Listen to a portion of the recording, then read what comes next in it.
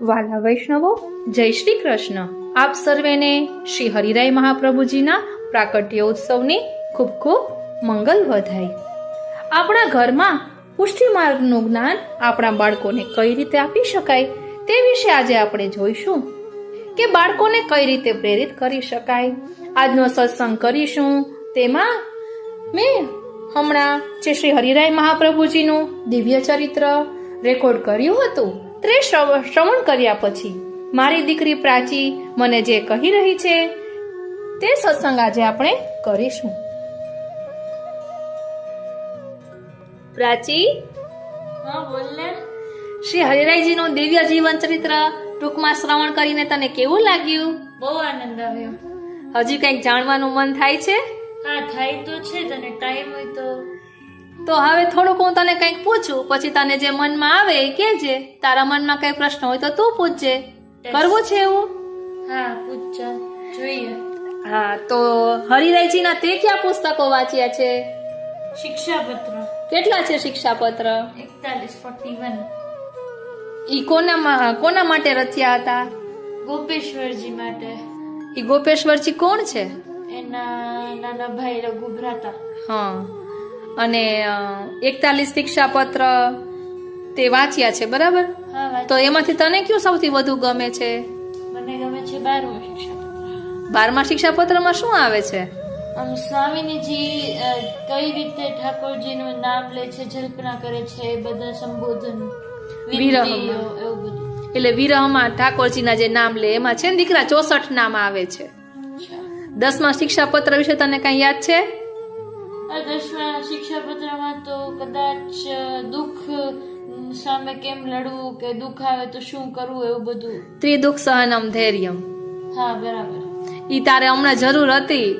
મેથ્સનું paper દઈને આવી ને ત્યારે યાદ રાખવાની, એટલે મેં તને યાદ કરાવ્યું હતું. હવે કઈ વાંધો નથી ને?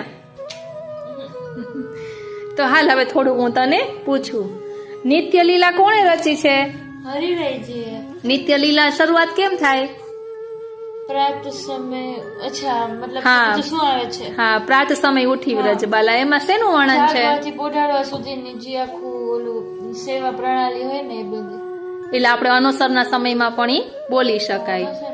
અને એ વ્રજ ભાષામાં છે, બરાબર? તને વ્રજ ભાષા સમજાય? હા સમજાય, મસ્ત.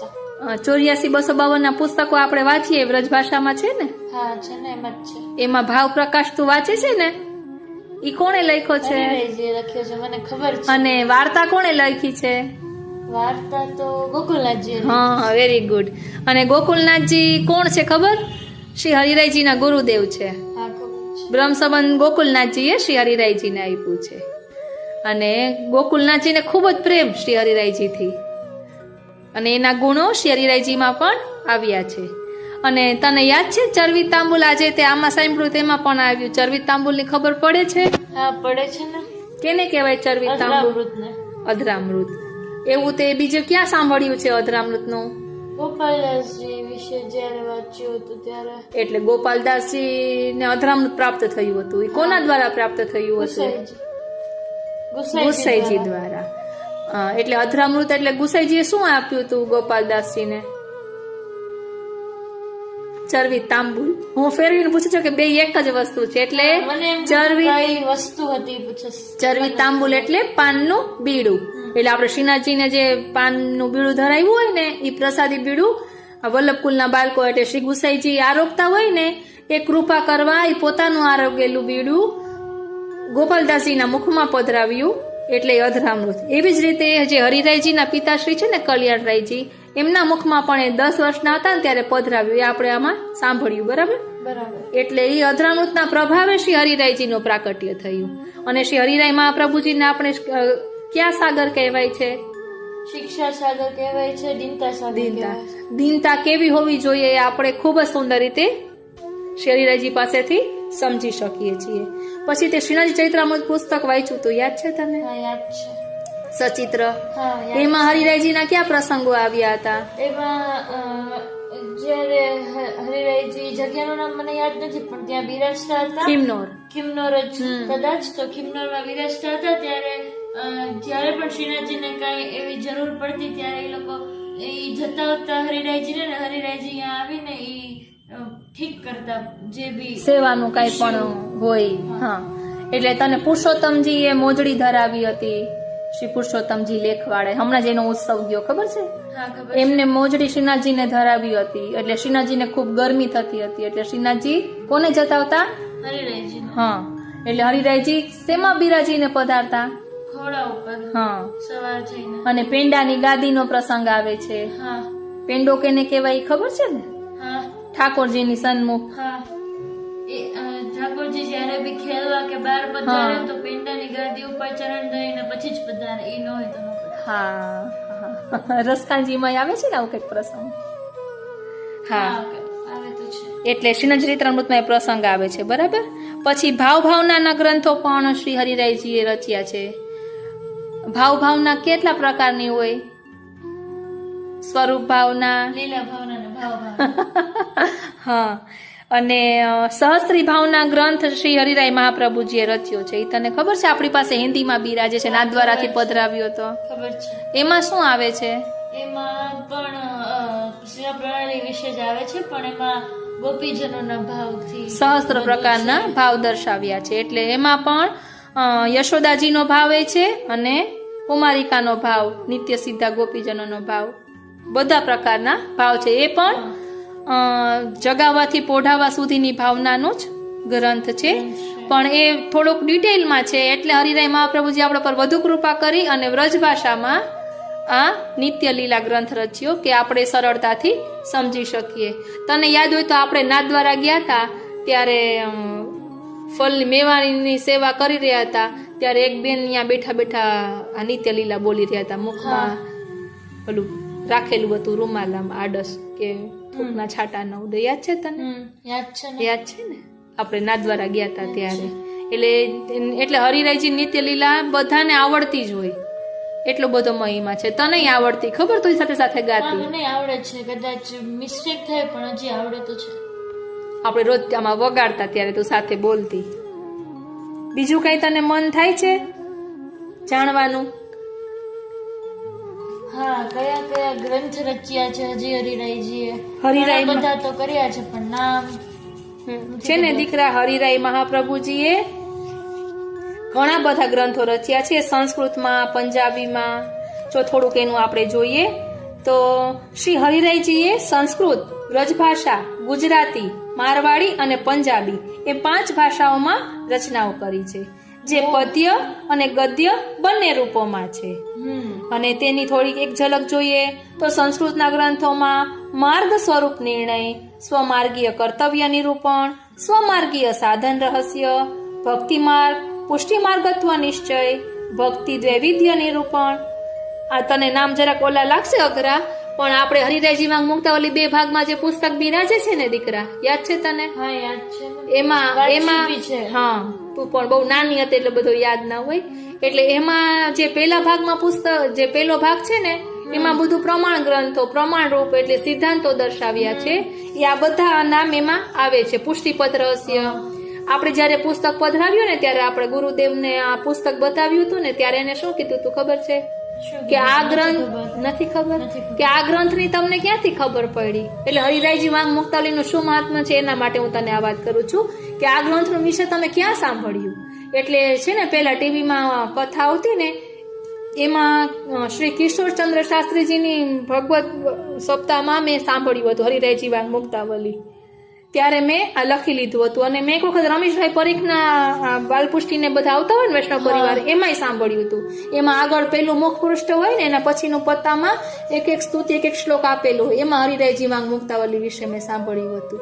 એટલે મેં કીધું કે આમ તો બહુ જ રાજી થયા. અને એને ત્યારે છે ને પુષ્ટિ માર્ગ, લક્ષણાની ગ્રંથ, એને 4-5 ગ્રંથ જે કીધા હતા ને કે આવા ખૂબ ધ્યાનથી સમજજો, એ મેં ટીકે કરી લીધા હતા. હજી આપણે પુસ્તકમાં એ ટીક કરેલા છે. એટલે આ બધા હરિરાયજી વાંગ મુક્તાવલીમાં આવે છે. જો આવ્યું, જો હરિરાયજી વાંગ મુક્તાવલી ભાગ 1 અને 2 પ્રકટ થયા છે. તેમાં આ બધા ગ્રંથો ગુજરાતી અનુવાદ સાથે છે. અને બીજા ગ્રંથોની વાત કરીએ તો બીજા ગ્રંથો પણ છે, જેવા કે ગુણસાગર, બ્રહ્મવાદ, સહસ્ત્ર શ્લોકી ભાવના, અષ્ટપદીઓ, સપ્તશ્લોકી અર્થ, વૈષ્ણવાનિક, સેવા પદ્ધતિ, ભક્તિ વિવેક, ભક્તિ વર્ધિની વિવેક, મધુરાષ્ટક તાત્પર્ય આદિ બીજા ગ્રંથો પણ છે અને સંસ્કૃતમાં તેમની કુલ રચનાઓ 166 જેટલી છે. તેમાં થોડી આજે પણ હજી અપ્રકાશિત છે. વ્રજભાષામાં તેમના કયા ગ્રંથો છે?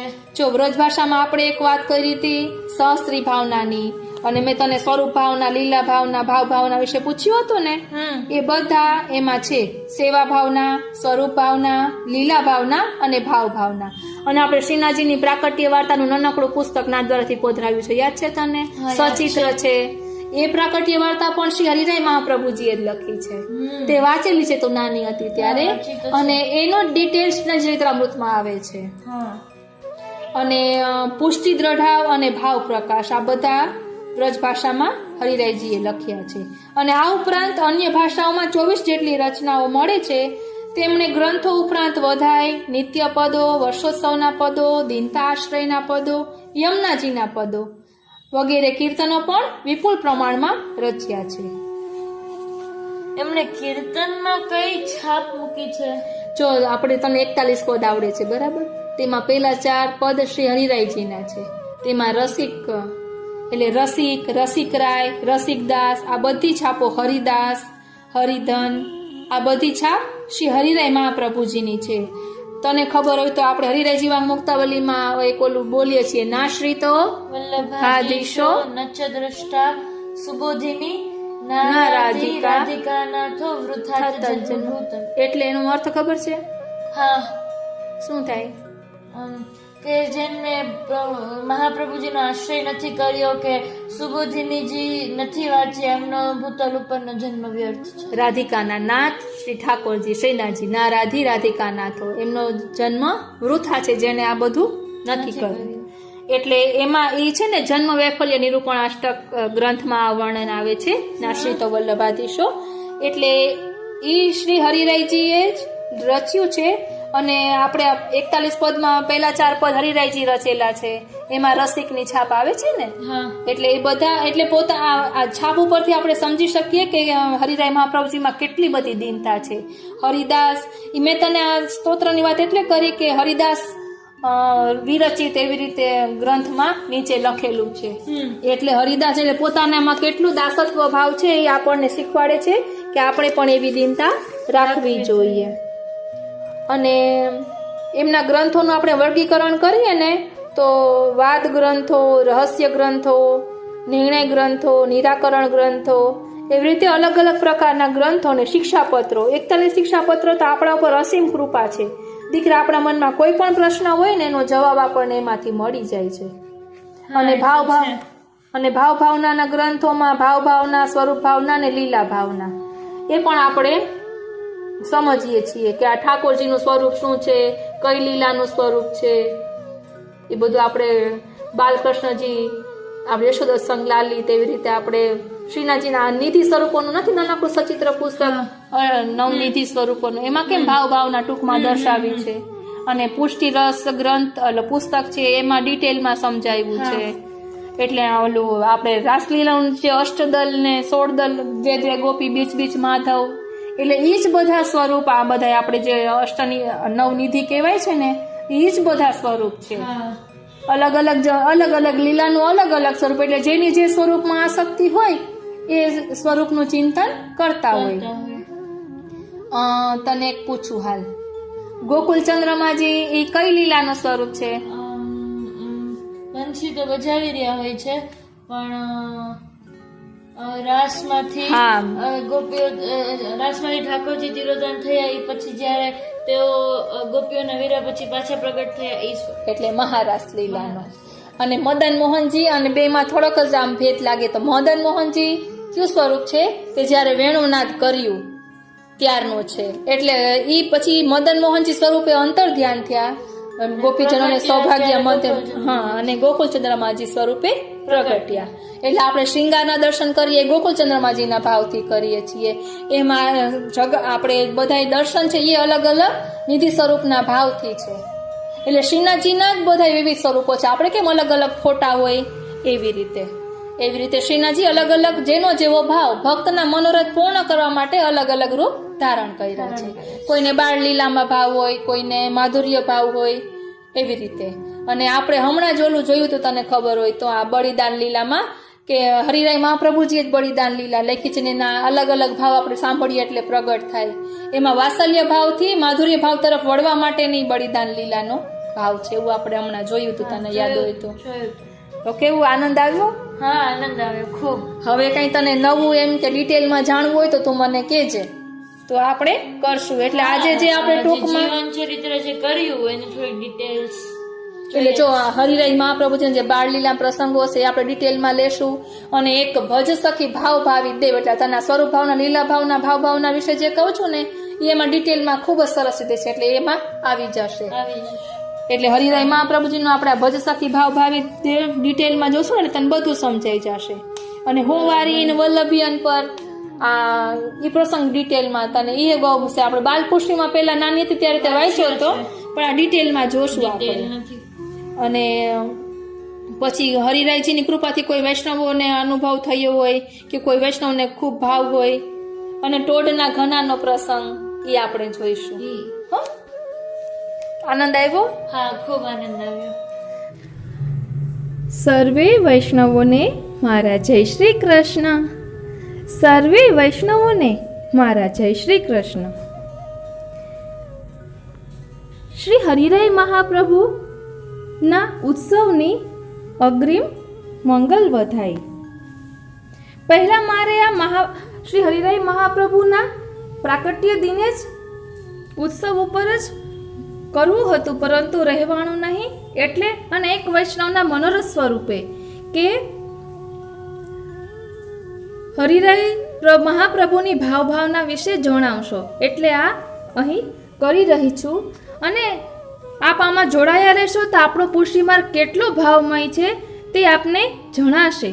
હરિરાય મહાપ્રભુએ એટલા બધા ગ્રંથોની રચના કરી છે કે જો આપણે તેનું અધ્યયન કરીએ અને આપણા જીવનમાં ઉતારીએ તો આખો પુષ્ટિ માર્ગ આપણામાં ઉતરી જાય. એટલી સરળ ભાષામાં હરિરાય મહાપ્રભુએ બધા ગ્રંથો રચ્યા છે.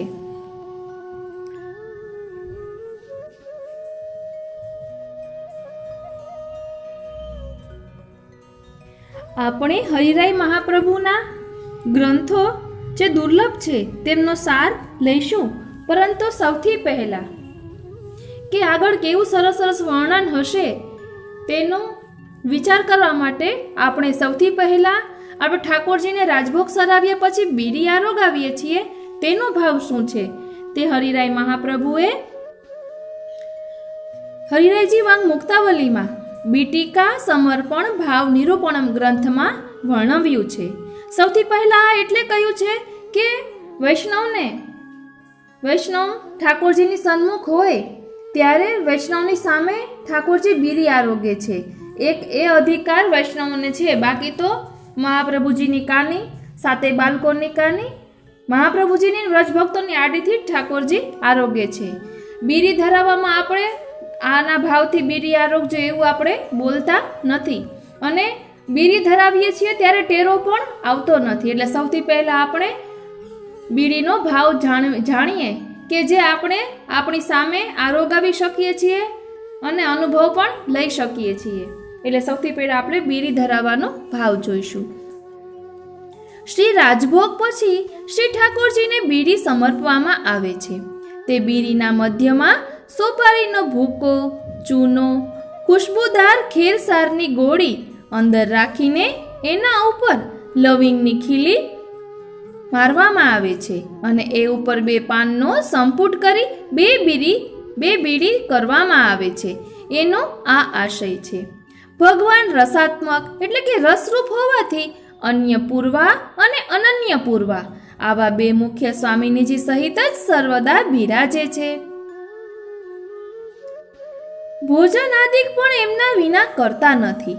માટે જ આપણા પ્રભુના સંબંધમાં નૈવેદ્ય સ્તોત્રમાં કહેવામાં આવ્યું છે કે હે ગોપવધૂના પતિના પ્રાણ પ્રિયા, આપ નૈવેદ્યનો ત્યાગ કરો નહીં, કારણ કે આપના મુખારવિંદથી ખુશ્બુદાર બનેલા ભોજનને પ્રિય અધિક રીતે આરોગે છે. હે પ્રભુ, શ્રી રાધાજીના અધરામૃતનું પાન કરનારને બીજું શું મધુર લાગે? આપને જે નિવેદન કરવાનું હોય તે સ્વામિનીજી સિવાય અન્યના સંબંધવાળું ન જ હોઈ શકે. આ પ્રમાણે અર્થને જણાવનારા 2 શ્લોક છે. આથી પ્રભુ ઉભય સ્વામિનીઓને આધીન હોવાથી બંનેના ભાવને જાણીને એમ કરે છે. એટલે કે બીડી સ્વામિનીજીના ભાવથી આવે છે, અન્ય પૂર્વા અને અનન્ય પૂર્વ્યા બંને.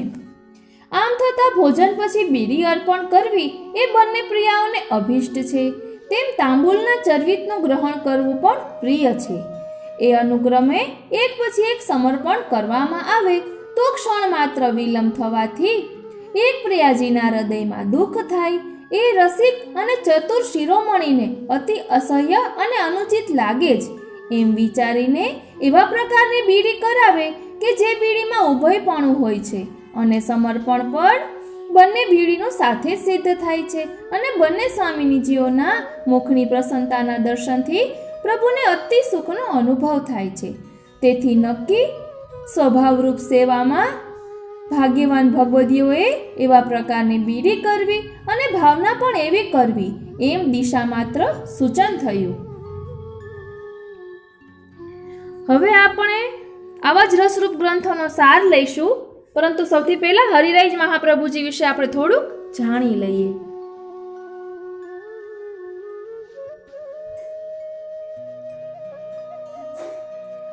હવે આપણે સૌથી પહેલા શ્રી હરિરાયજીનું જીવન ચરિત્ર જોઈએ. સંક્ષિપ્તમાં છે, શ્રી હરિરાયજી શ્રી વલ્લભાચાર્યજીની 5મી પેઢીએ પ્રકટ્યા હતા. શ્રી વલ્લભાધીશના બીજા કુમાર શ્રી વિઠ્ઠલનાથજી, તૃતીયલાલજી શ્રી ગોવિંદજી, તેમને ત્યાં શ્રી કલ્યાણરાય પ્રકટ્યા. શ્રી કલ્યાણરાયજીના શ્રી કલ્યાણરાયજીને ત્યાં શ્રી હરિરાયજીનું પ્રાકટ્ય થયું. આમ વંશ પરંપરાગત સેવારસ અને કથારસનો અવિરત પ્રભાવ શ્રી હરિરાયજી વિશે સિદ્ધ થયેલો હતો. અહીં સૌથી પહેલા એક પ્રસંગ યાદ આવ્યો છે કે શ્રી ગુસાઈજીએ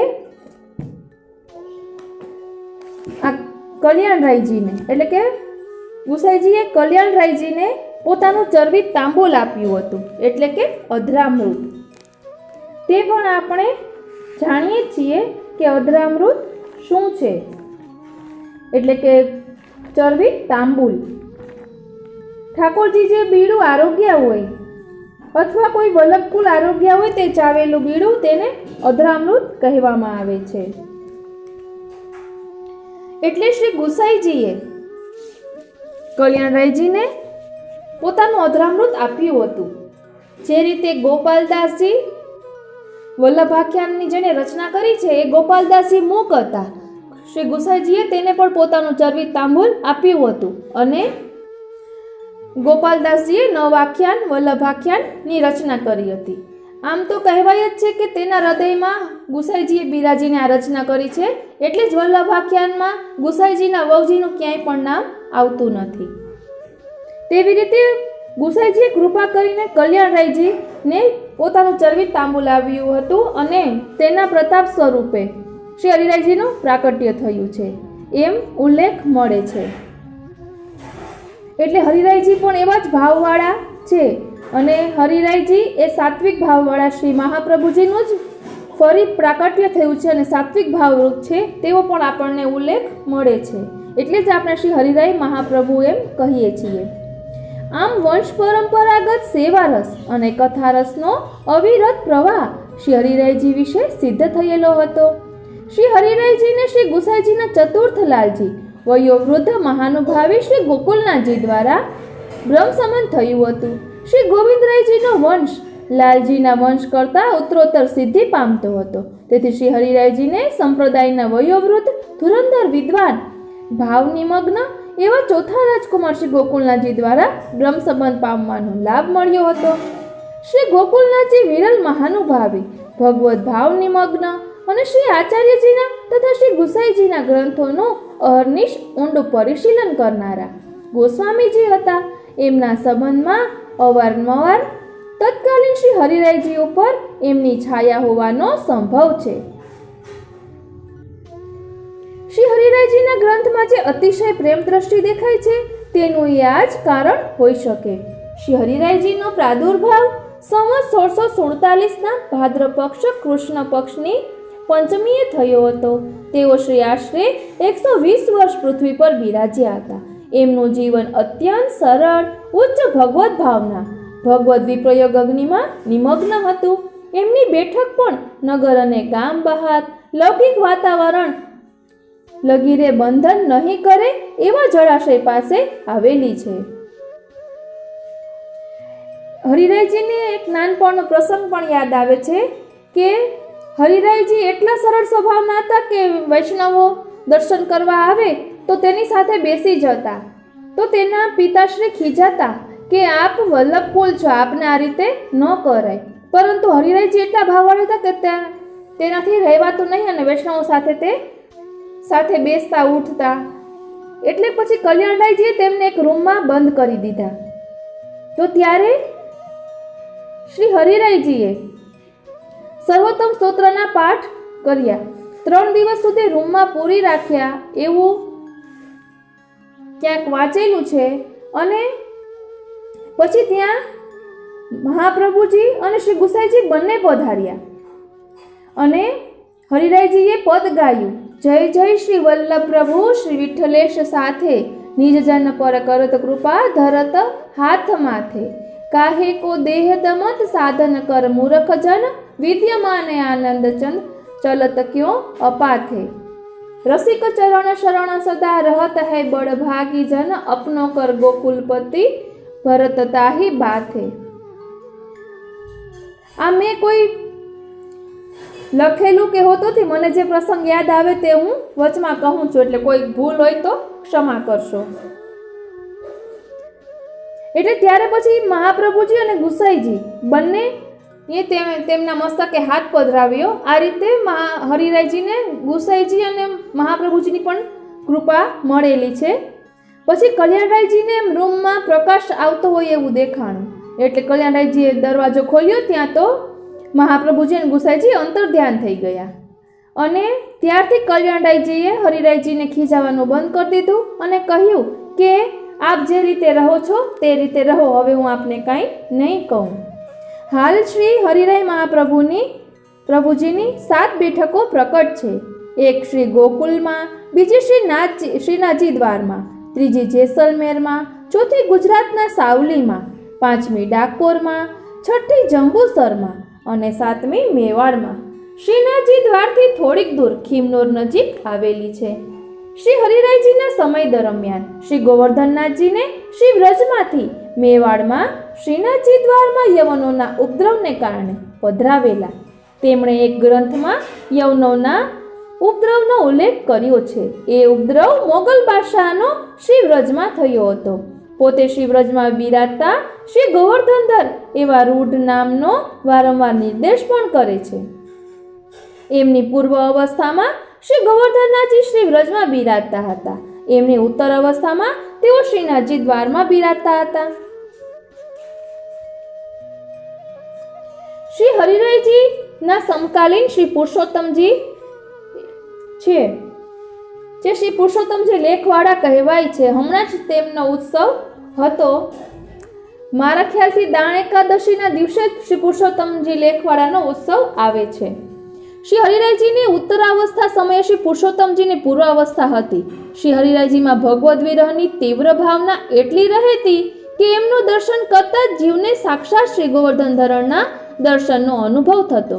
શ્રી ગોવર્ધનનાથજીને અલ્પ શ્રમ થતો તે વિશે તેઓ શ્રી હરિરાયજીને નિવેદન કરતા. શ્રી હરિરાયજી વૃદ્ધાવસ્થામાં જ્યારે ખીમનોરમાં બિરાજતા તે વખતે 10 દિગંત વિજયી છતાં તરુણ એવા શ્રી ગોસ્વામી શ્રી પુરુષોત્તમજી શ્રીનાથજી દ્વાર પધાર્યા હતા.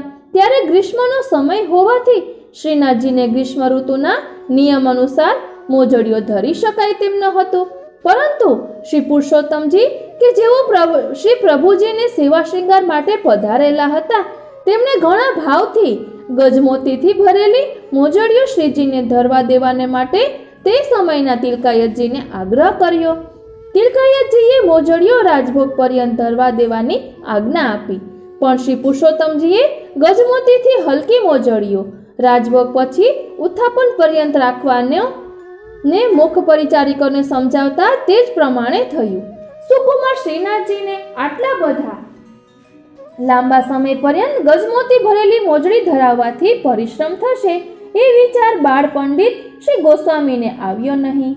તેથી શ્રીનાથજીએ ખિમનોરમાં બિરાતા તથા માનસી સેવા દ્વારા શ્રી પ્રભુજીનો સાક્ષાત આનંદ અનુભવ કરતા શ્રી હરિરાયજીને એ વાત જણાવી. પ્રભુજીને રંચક પરિશ્રમ નહીં પડે તે માટે શ્રી હરિરાયજી સવારી તૈયાર રાખતા શ્રી હરિરાયજીએ અશ્વારૂઢ થઈને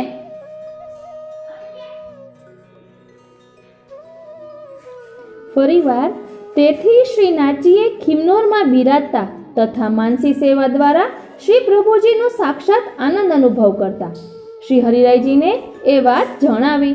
પ્રભુજીને રંચક પરિશ્રમ નહીં પડે તે માટે શ્રી હરિરાયજી સવારી તૈયાર રાખતા શ્રી હરિરાયજીએ અશ્વારૂઢ થઈને ત્વરિત ત્યાં પધારીને મોજડીઓ વિજયી કરી. શ્રી પુરુષોત્તમજીમાં અગાધ પાંડિત્ય હતું, છતાં પણ શ્રીનાથજી એમને શ્રી હરિરાયજી જેવી સાનુભવતા નહોતા. વળી બીજી એવી આખ્યાયિકા છે કે શ્રી હરિરાયજી રહસ્ય સમજતા અને સમજાવતા. એકવાર શ્રી પુરુષોત્તમજીને શ્રી સુબોધિનીજી પર પ્રકાશ લગતા સંદેહ થયો, તેથી પોતે ખિન્ન થયા. એમને ખિન્ન થયેલા જોઈને કોક વૃદ્ધબાઈએ પૂછ્યો કે લાલ, આપ આજે કેમ ખિન્ન છો? શ્રી પુરુષોત્તમજીએ ખેદનું કારણ દર્શાવતા તે વૃદ્ધબાઈને પૂછ્યું કે જો આપની કૃપા હોય તો શ્રી હરિરાયજી પાસેથી મેં જે શ્રવણ કરેલું છે તે આપને નિવેદન કરું. પછી વૃદ્ધબાઈના એ નિવેદનથી શ્રી હરિરાયજીનો સંદેહ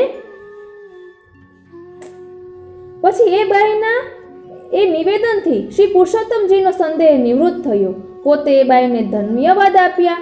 શ્રી હરિરાયજીએ 120 વર્ષના દીર્ઘાયુ પર્યંત ભૂતલ પર બિરાજીને શુદ્ધ પુષ્ટિનું દાન શરણાગત જીવોને કર્યું. અહીં આપણે એ જ ભાવ લેવાનો છે કે શ્રી હરિરાય મહાપ્રભુ એટલું સરળ રીતે સમજાવતા કે આ વૃદ્ધ બાઈને પણ તે સમજાઈ ગયું. અને એમ પણ કહેવાય છે કે પુરુષોત્તમજી લેખવાળા છે તે બધા પ્રમાણ ગ્રંથો લખ્યા છે અને હરિરાયજી મહાપ્રભુએ વધારે પ્રમેય ગ્રંથો લખ્યા છે. એટલે આપણા પુષ્ટિ માર્ગમાં બંનેની જરૂર છે. એટલે પ્રભુ જેને જે કાર્ય સોંપે તે કરે છે. બીજો કોઈ પણ ભાવ અહીં લેવાનો નથી. શ્રી હરિરાયજીની મહેરથી અસંખ્ય વૈષ્ણવોને પ્રભુજીની કૃપાનું સુફળ મળ્યું. શ્રી ગોકુલનાથજી અને શ્રી હરિરાયજી હૃદયથી એટલા ઉદાર હતા કે ઉચ્ચનો કે નીચનો કશોય ભેદ રાખ્યા વિના સૌને ભજનાનંદનો સાનુભાવ કરવાનો અધિકાર પોતે આપ્યો. એ ભજનાનંદના રસિક ભક્તો બ્રાહ્મણ અથવા અન્ય ત્રિવર્ણથી ઉતરતા નથી એવું પોતે માનતા. શ્રી હરિરાયજીની એટલી દીનતા હતી કે પોતાના ગ્રંથથી ઇતિ શ્રી હરિરાયજી વિરચિતમ એમ પોતે શ્રી હરિના દાસ એવું નામ ધારણ કરે છે. એટલે વધારે પડતા ગ્રંથોમાં આપણે જોઈએ છીએ કે શ્રી હરિદાસ વિરચિતમ એમ લખે છે કે હું હરિનો દાસ છું એમ. શ્રી હરિરાયજીના જીવનના 3 ખંડો થઈ શકે તેમ છે. પ્રથમ ખંડમાં પોતે કેવળ ભગવત સેવા કરે છે. દ્વિતીય ખંડમાં શ્રી મહાપ્રભુજી, શ્રી ગુસાઈજી અને શ્રી ગોકુલનાથજી રચિત ગ્રંથોનું પર્યાવલોકન કર્યું અને એ ગ્રંથો પર ટીકા કરીને કેટલાક સ્વતંત્ર ગ્રંથો પણ લખ્યા. અને ત્રીજા ખંડમાં નિધિધ્યાસન અથવા શ્રી વ્રજાધીશના વિપ્રયોગમાં નિમગ્ન રહ્યા.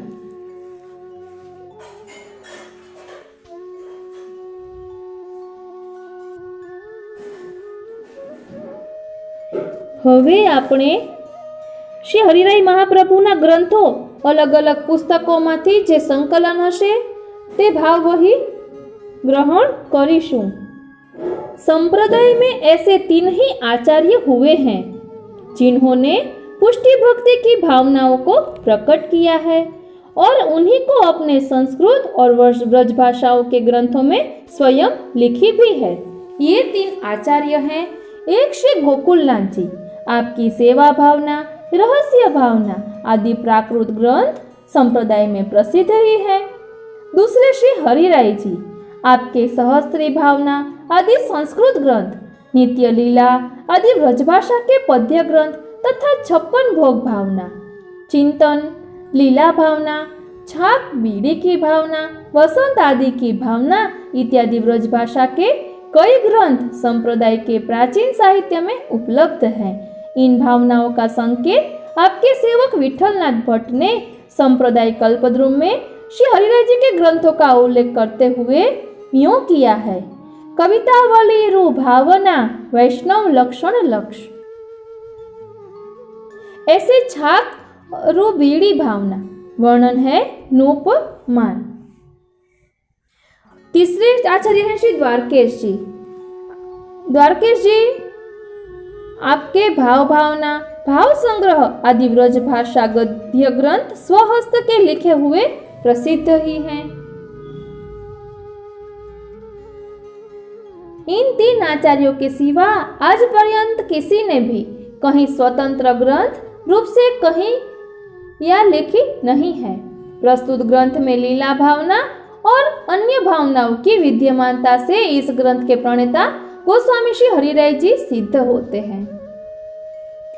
એટલે 84-252 વૈષ્ણવની વાર્તાઓમાં જે આપણને ભાવ પ્રકાશ જોવા મળે છે તે ભાવ પ્રકાશ શ્રી હરિરાયજીએ લખેલો છે, શ્રી હરિરાયજીએ કહેલો છે। પછી શ્રીનાથજીની પ્રાકટ્ય વાર્તા પણ આપણે જાણીએ છીએ, તે પણ શ્રી હરિરાય મહાપ્રભુએ લખેલી છે। 41 શિક્ષાપત્ર કે જે કહેવાય છે કે જેના માટે કે શિક્ષાપત્રનું તમે કોઈ પણ પત્તું ખોલો તો તમારા પ્રશ્નનો જવાબ તમને મળી જશે। આ કેટલા વૈષ્ણવોના મુખે પણ મેં સાંભળ્યું છે કે આપણા મનમાં કંઈ પ્રશ્ન હોય તો શિક્ષાપત્ર ખોલીએ તો તેનો જવાબ મળી જાય।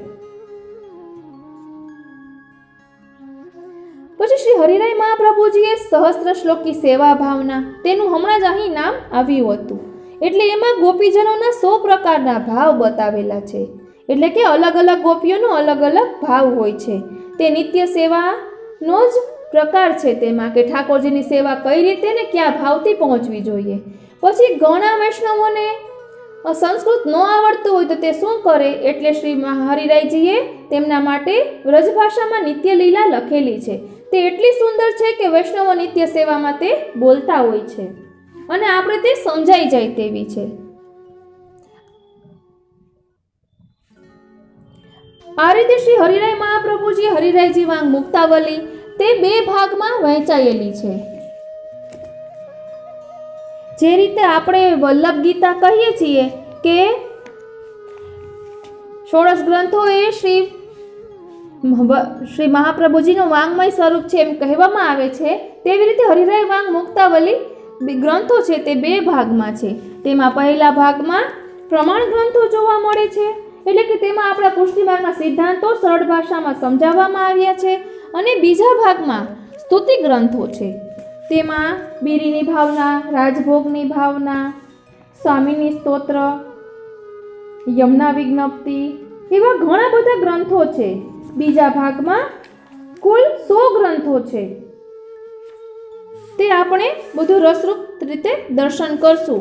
આપને હરિરાયજી વાંગ મુક્તાવલી આ કૃષ્ણ આયુષ્ય ચેનલમાં પ્લેલિસ્ટમાં ચેક કરશો તો મળી જશે। સહસ્ત્ર શ્લોકી સેવા ભાવના પણ પ્લેલિસ્ટમાં છે અને નિત્ય લીલા પણ ભાવાર્થ સહિત આપને મળી જશે।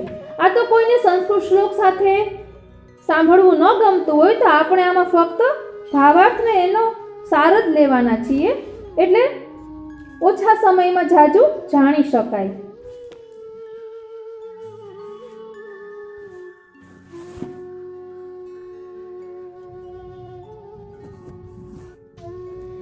આપણે હરિરાયજીના વધાઈમાં આપણે જ્યાં દુર્લભ ગ્રંથોનો સાર લેવાના છીએ તેમાં વલ્લભકુળના જે હસ્તાક્ષર બિરાજે છે કે વચનામૃતો જે છે તે પણ આપણે વચ્ચે વચ્ચે જોઈશું।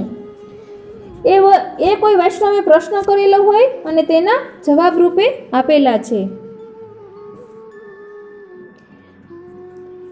શ્રી હરિરાયજી રચિત શ્રી યમુના વિજ્ઞપ્તિ છે, કૃષ્ણમ કૃષ્ણ સમામ કૃષ્ણમ, તેમાં એવો ભાવ છે આ વલ્લભકુળના બાલકના વચનામૃતમાંથી લીધેલું છે। રસો વૈ સહ યશોદત સંગ લાલિત, કૃષ્ણની કૃપા શક્તિ એટલે શ્રી યમુનાજી। યમુનાજી સદાય કૃષ્ણમય છે આથી આપ કૃષ્ણ સ્વરૂપ બની ગયા. કેવળ આપનું સ્વરૂપ જ કૃષ્ણ સમાન નથી, પણ ગુણ અને નામ પણ કૃષ્ણ સમાન છે. એટલે જ આપણે શ્રી યમુનાજીને કૃષ્ણા પણ કહીએ છીએ. કૃષ્ણ પોતાના ભક્તોને સુખ દેવા માટે બધું કરવા તૈયાર થઈ જાય છે. તેમ શ્રી યમુનાજી પણ કૃષ્ણ ભક્તોના સુખાર્થે રાસનું પરમ સુખનો પોતે ત્યાગ કરીને તે અવર્ણિત રાસના સુખની પ્રાપ્તિ કૃષ્ણના પ્રિય ભક્તોને કરાવી. શ્રી હરિરાયજીએ યમુના વિજ્ઞપ્તિ લખી છે તેનો પણ ખૂબ સુંદર ભાવ છે. શ્રી હરિરાયજીએ 41 પદોનું સંકલન પણ કરેલું છે. તેમાં પહેલા 4 પદ હરિરાયજી રચિત છે. તેમાં રાગ યમુનાજીના પદમાં રાગ છે તે શ્રી યમુનાજીનું સ્વરૂપ છે, ભોગ છે તે શ્રી સ્વામિનીજીનું સ્વરૂપ છે અને શિંગાર છે તે વ્રજ ભક્તોનું સ્વરૂપ છે. કૃપા શક્તિ શ્રી યમુનાજી છે, ઈચ્છા શક્તિ શ્રી સ્વામિનીજી છે, લીલા શક્તિ શ્રી ઠાકોરજીનું સ્વરૂપ છે. આ સંકલન મેં કાલિંદી બેટીજીના વચનામૃતમાંથી લીધેલું છે. સ્નેહ શ્રી યમુનાજીનું સ્વરૂપ છે, રસ શ્રી સ્વામિનીજીનું સ્વરૂપ છે અને સાગર શ્રી ઠાકોરજીનું સ્વરૂપ છે. પ્રેમ શ્રી ઠાકોરજીનું સ્વરૂપ છે, આસક્તિ શ્રી સ્વામિનીજીનું સ્વરૂપ છે, વ્યસન વ્રજ ભક્તોનું સ્વરૂપ છે અને તન્મયતા શ્રી યમુનાજીનું સ્વરૂપ છે.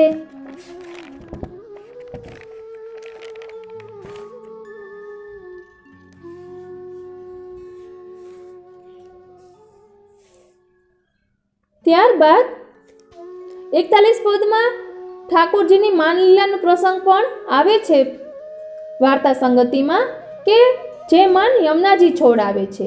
એટલે શ્રી યમુનાજીનો આશ્રય કોણે નથી કર્યો? બધાએ કર્યો છે. એક તો સ્વયં પ્રાકટ્ય થતાની સાથે શ્રી ઠાકોરજીએ કર્યો મથુરાથી ગોકુલ પધારતી વખતે. બીજો આશ્રય શ્રી મહાપ્રભુજીએ કર્યો, ગોવિંદ ઘાટ કયો અને ઠકરાણી ઘાટ કયો. મહાપ્રભુજી પોતાનું પ્રભુત્વ પ્રકટ કરવા ઈચ્છતા ન હતા એટલે આ રીતે કહ્યું. શ્રી યમુનાજીના શ્રી હસ્તમાં એક જ કમલની કળી હતી, તે ગોવિંદ ઘાટ. કારણ કે ગોવિંદ તો એક જ છે, એક જ શ્રી ઠાકોરજી છે. જે શ્રી હસ્તમાં 3 કળી છે તે ઠકરાણી ઘાટ. ત્રીજો આશ્રય શ્રી સ્વામિનીજીએ કર્યો. ઠાકોરજીનું માન છોડાવવા માટે શ્રી યમુનાજી પાસે પધાર્યા. અને મુગટ એટલે રસદાનનું સૂચન. ઠાકોરજીને આપણે મુગટ ત્રાસો જ ધરાવીએ છીએ એટલે તેમાંથી ભક્તિ રસ છલકે. એ ભાવથી જ ત્યારે દાનલીલામાં ઠાકોરજીના મુકુટ કાચનીના શ્રૃંગાર આવે છે. રસદાન એટલે ભક્તિ રસ. શ્રી યમુનાજીએ 20 કમલની માલા સિદ્ધ કરી. જ્યાં માલાજી ધરાવતા ગયા ત્યાં શ્રી સ્વામિનીજીએ કહ્યું, બસ હવે આપનું કાર્ય થઈ ગયું, કારણ કે ઠાકોરજી હસી પડ્યા. હવે યમુનાજીના હસ્તમાં 20 કમલની માલાજી છે તેની ભાવના. કમલ એટલે જેમાં કોઈ દોષ નથી. 12 કમલની ભાવના શ્રી સ્વામિનીજીના દ્વાદશ કમલ રૂપ શ્રી અંગના ભાવથી. 2 ચરણ કમલ, 2 હસ્ત કમલ, 2 નેત્ર કમલ, 1 મુખ કમલ, 1 અધર કમલ, 2 કૂચ કમલ, 1 નાભી કમલ અને 1 રહસ્ય કમલ. અષ્ટકમલની ભાવના શ્રી ઠાકોરજીના શ્રીઅંગના ભાવથી. 2 ચરણ કમલ, 2 હસ્ત કમલ, 2 નેત્ર કમલ, 1 મુખ કમલ અને 1 હૃદય કમલ. શ્રી યમુનાજીના શ્રી હસ્તમાં 20 કમલની માલા છે જે શ્રી ઠાકોરજી અને શ્રી સ્વામિનીજીના સંયોગનું સૂચન કરે છે. અને શ્રી યમુનાજી જે સાડી ચોળીના શ્રૃંગાર ધારણ કરે છે તે મુકુંદ રતિવર્ધિનીના શ્રૃંગાર છે. શ્રૃંગાર એટલે પ્રભુના સૌથી વધારે નિકટ રહેવાનો સમય. શ્રૃંગાર તો ભીતર હોય છે જેમાં અંગે અંગનો સ્પર્શ થાય છે. શ્રૃંગાર એટલે શ્રેષ્ઠ આનંદ. શ્રીનાથજી ચરણારવિંદમાં 7 આભરણ ધરે છે. શ્રીનાથજીની 2 ભુજા, 2 ચરણારવિંદના આભરણ મળીને કુલ 28 આભરણ થાય છે, જે દશમ સ્કંદના 28 અધ્યાય ફળ છે. નિરોધ લીલાના ભાવથી ધરે છે. હવે આપણે શ્રી હરિરાયજીના દુર્લભ ગ્રંથોનો બીજો સાર આવતા પાર્ટમાં જોઈશું. આપને આ કેવું લાગ્યું તે કોમેન્ટ બોક્સમાં જરૂર જણાવશો. સર્વે વૈષ્ણવોને મારા જય શ્રી કૃષ્ણ. સર્વે વૈષ્ણવોને મારા જય શ્રી કૃષ્ણ. શ્રી હરિરાય મહાપ્રભુના ઉત્સવ નિમિત્તે આપણે એમના દુર્લભ ગ્રંથોનો સાર જોઈ રહ્યા છીએ. આજે આપણે શિક્ષાપત્ર કે જેને પુષ્ટિમાર્ગનો કલ્પવૃક્ષ માનવામાં આવે છે કે તમે શિક્ષાપત્રનો કોઈ પણ પત્તું ખોલો તો આપના પ્રશ્નનો જવાબ તમને મળી જશે. આપણા મનમાં કોઈ પણ પ્રશ્ન શિક્ષાપત્ર ખોલીએ તો તેનો જવાબ આપણે મળી જાય છે, એટલે તેમને શિક્ષાપત્રને કલ્પવૃક્ષ કહ્યું છે.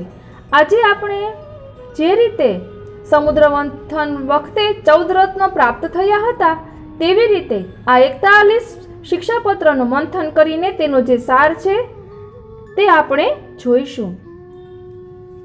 આપણે ફક્ત સારાંશ જ જોઈશું, કારણ કે આપણે દુર્લભ ગ્રંથોનો સાર લઈ રહ્યા છીએ.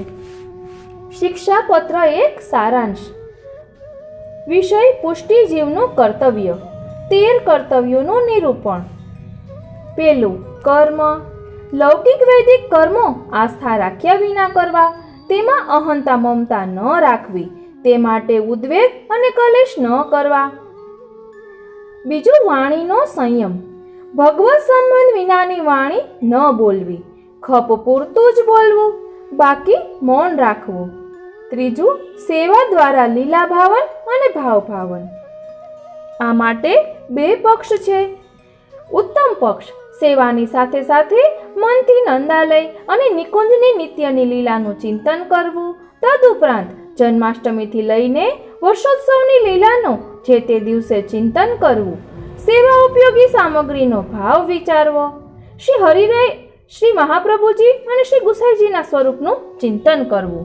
બીજો મધ્યમ પક્ષ છે સેવા ન બને ત્યારે એકાંતમાં બેસી પ્રભુને મનમાં પધરાવી લીલા ચિંતન કરવું. ચોથું, અનુસરમાં ભાવ ભાવન એટલે કે પરોક્ષ સેવા. વેણુગીત, યુગલ ગીત દ્વારા વિપ્રયોગનો અનુભવ કરવો.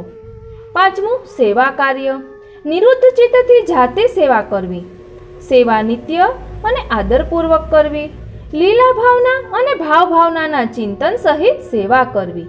દાસ્ય ભાવથી દીનતાપૂર્વક સેવાને સર્વોપરી ફળ જાણીને કરવી. દેહ અને ઇન્દ્રિયોના સુખનો વિચાર છોડીને સેવા કરવી. આમ સેવા કરતા સેવામાં રુચિ થાય તો માનવું કે પ્રભુ પ્રસન્ન થયા છે. છઠ્ઠું, ભાવ ભાવના કરવા માટેની આપણી યોગ્યતા. અશુદ્ધ હૃદય શુદ્ધ કરવા માટે પ્રભુ આપણી સાધન સંપત્તિને શુદ્ધ કરે છે. શરીર સેવા કરે તો તેને દૈવી જાણવું, આળસ આવે તો આસુરી જાણવું, મન સ્વરૂપ અનુભવ કરે તો તેને દૈવી જાણવું, લૌકિકમાં ભટકે તો તેને આસુરી જાણવું, સંબંધીઓ સેવામાં સહાયક હોય તો તેમને દૈવી જાણવા, સેવામાં વિરોધી હોય તો આસુરી જાણવા, દ્રવ્ય સેવામાં વપરાય તો દૈવી જાણવું, મોજ શોખમાં વપરાય તો આસુરી જાણવું, પૂર્ણ વૈરાગ્ય હોય તો દ્રવ્યમાં નિસ્પૃહતા રાખવી, વૈરાગ્ય ન હોય તો પ્રભુ સુખ માટે દ્રવ્યની રક્ષા કરવી. અન્ય સાંસારિક કાર્યોમાં પ્રભુની આજ્ઞા લઈને ખપ પૂરતું દ્રવ્ય વાપરવું. સાતમું, દૈન્ય. સાધન સામગ્રીની શુદ્ધિ માટે દૈન્ય જરૂરી છે. દૈન્યથી પ્રભુ પ્રસન્ન થાય છે. દૈન્યથી સેવા ઉપયોગી દેહની પ્રાપ્તિ થતા પ્રભુનો સાનુભવ થાય છે અને જગત લીલામય જણાય છે. દૈન્યને લઈને ઈર્ષા થતી નથી. આઠમું છે સત્સંગ. શ્રી મહાપ્રભુજીમાં દ્રઢ આસક્તિ રાખનારા, સેવા સ્મરણમાં તત્પર, કામ ક્રોધ વિનાના નિરપેક્ષ ભગવદીઓનો હંમેશા સત્સંગ કરવો. આવો સત્સંગ ફળરૂપ છે. નવમું, ફળની આકાંક્ષા. વૈષ્ણવોએ લૌકિક વૈદિક ફળની આશા ન રાખવી, પોતાના ઉદ્ધારની ઈચ્છા પણ ન રાખવી, કેવળ શ્રી ઠાકોરજીના મુખારવિંદના દર્શનની જ આકાંક્ષા રાખવી. દસમું, દ્રઢ આશ્રય. મન, વાણી અને કર્મથી શ્રી મહાપ્રભુજીનો દ્રઢ આશ્રય રાખવો. 11મું, વૈષ્ણવોની સેવા. ભગવદીયની પ્રસન્નતાથી પ્રભુ પ્રસન્ન થાય છે, માટે જેવી રીતે શ્રી ઠાકોરજી અને શ્રી મહાપ્રભુજીની સેવા કરીએ છીએ તેવી જ રીતે ભાવપૂર્વક વૈષ્ણવોની સેવા કરવી. 12મું, જ્ઞાનનો અભાવ. જ્ઞાનનો સંબંધ ચિત્ત સાથે છે. જ્યાં સુધી ચિત્તમાં જ્ઞાન છે ત્યાં સુધી પ્રભુ પ્રત્યેનો પ્રેમ જાગતો નથી. સેવામાં પૂર્ણાનંદનો સંબંધ છે, તેથી જ્ઞાની બનીને સેવા ન કરવી. ભક્ત બનીને સેવા કરવી. 13મું, શ્રી મહાપ્રભુજીમાં, શ્રી ઠાકોરજીમાં અને ભગવદીઓમાં શુદ્ધ ભાવ રાખવો. શ્રી મહાપ્રભુજીની કૃપાથી સર્વ કંઈ સિદ્ધ થશે એવો દ્રઢ વિશ્વાસ રાખવો. ત્યારબાદ આવે છે શિક્ષાપત્ર બીજું. બીજા શિક્ષાપત્રનો સારાંશ. તેનો વિષય છે સેવા અને સ્વરૂપ વર્ણન. પ્રથમ 12 શ્લોકમાં શ્રી યશોદોત્સંગ લાલિતના બાળ સ્વરૂપનું ષોડશ શ્રૃંગાર સહિત વર્ણન છે. વાંકણિયા ગુચ્છાદાર કેશની વેણી ગૂંથી છે. તેમાંથી વાળના ઝુલ્ફા આમ તેમ ઉડી રહ્યા છે. કેશમાં મોતીની અલકાવલીઓ શોભે છે. લલાટમાં કસ્તુરીનું તિલક અને તિલકની મોતીની લર શોભે છે. કપોલ પર કમળપત્ર છે. કર્ણમાં ધરેલા કુંડળનો પ્રકાશ કપોલ પર પડે છે. હળપચીએ હિરલો ઝગમગે છે. નેત્રમાં અંજન છે. નેત્રની બાજુમાં મસીબિંદુ શોભે છે. અધરોષ્ટમાંથી લાળ સ્રવે છે. મુખારવિંદમાં અંગૂઠો ધર્યો છે. હૃદય પ્રદેશ પર મોતી અને સુવર્ણની માળાઓ તથા વાઘનખ શોભે છે. ભરાવદાર ઉદર છે. શ્રીહસ્ત પર રત્નજડિત બાજુબંધ અને કંકણ છે. દશે આંગળીઓમાં રત્નજડિત વીંટીઓ છે. કટી ઉપર કંદોરો છે. ચરણારવિંદમાં નુપુર છે. દશનખ ચંદ્ર પ્રકાશે છે. આપ દિગંબર છે. પછી 6 શ્લોકમાં આપના સ્વભાવ અને લીલાનું વર્ણન છે. પોતાના પ્રતિબિંબને જોઈને હસે છે. શ્રીઅંગ પર પંખ અંગરાગ લાગ્યો છે. મુક્ત શિરોમણીની જેમ કેવળ બાળ લીલા કરવામાં તત્પર છે. કોટી કંદર્પ લાવણ્ય રૂપ છે. વ્રજભક્તોના માનને હરનારા છે. માનિની માનહરણમ. શ્રી ગુસાઈજી રચિત પલ્લાના પદમાં તે આવે છે. પ્રેંગ પર્યંગ શયનમમાં પરમાનંદ આપનારા છે. સર્વ દુઃખ દૂર કરનારા છે. દયાનિધિ છે. ભક્તના વચન સિદ્ધ કરનારા છે. ભક્તની અહંતા મમતાનો નાશ કરી પોતાનામાં નિરોધ કરાવનારા છે. ભક્તના ગૂઢ ભાવપૂર્ણક રસાત્મક છે. ક્ષણે ક્ષણે વિલક્ષણ સ્વરૂપે દર્શન આપનારા છે. છેલ્લા 2 શ્લોકમાં આવા પ્રભુની સેવા કરવાની શિખામણ આપવામાં આવી છે. શ્રી મહાપ્રભુજીની કૃપાથી આવા પ્રભુ આપણે ઘેર પધાર્યા છે. તેમની સેવા સાવધાનતાથી કરવી. અપરાધનો ડર રાખીને સેવામાં સાવધાન રહેવું. સેવા સિવાયના સમયમાં બુદ્ધિપૂર્વક શુદ્ધ ભાવથી પ્રભુના આ સ્વરૂપ, સ્વભાવ અને લીલાઓનું ચિંતન કરવું. તેથી નિરોધ સિદ્ધ થતાં માનસી સેવા સિદ્ધ થશે. શિક્ષાપત્ર 3 સારાંશ. શિક્ષાપત્ર 3 સારાંશ. વિષય છે દુસંગ અને સત્સંગનું નિરૂપણ. શ્રી હરિરાયજી ભગવત ભાવને અગ્નિ સાથે સરખાવે છે. દુસંગને જળ સાથે સરખાવે છે.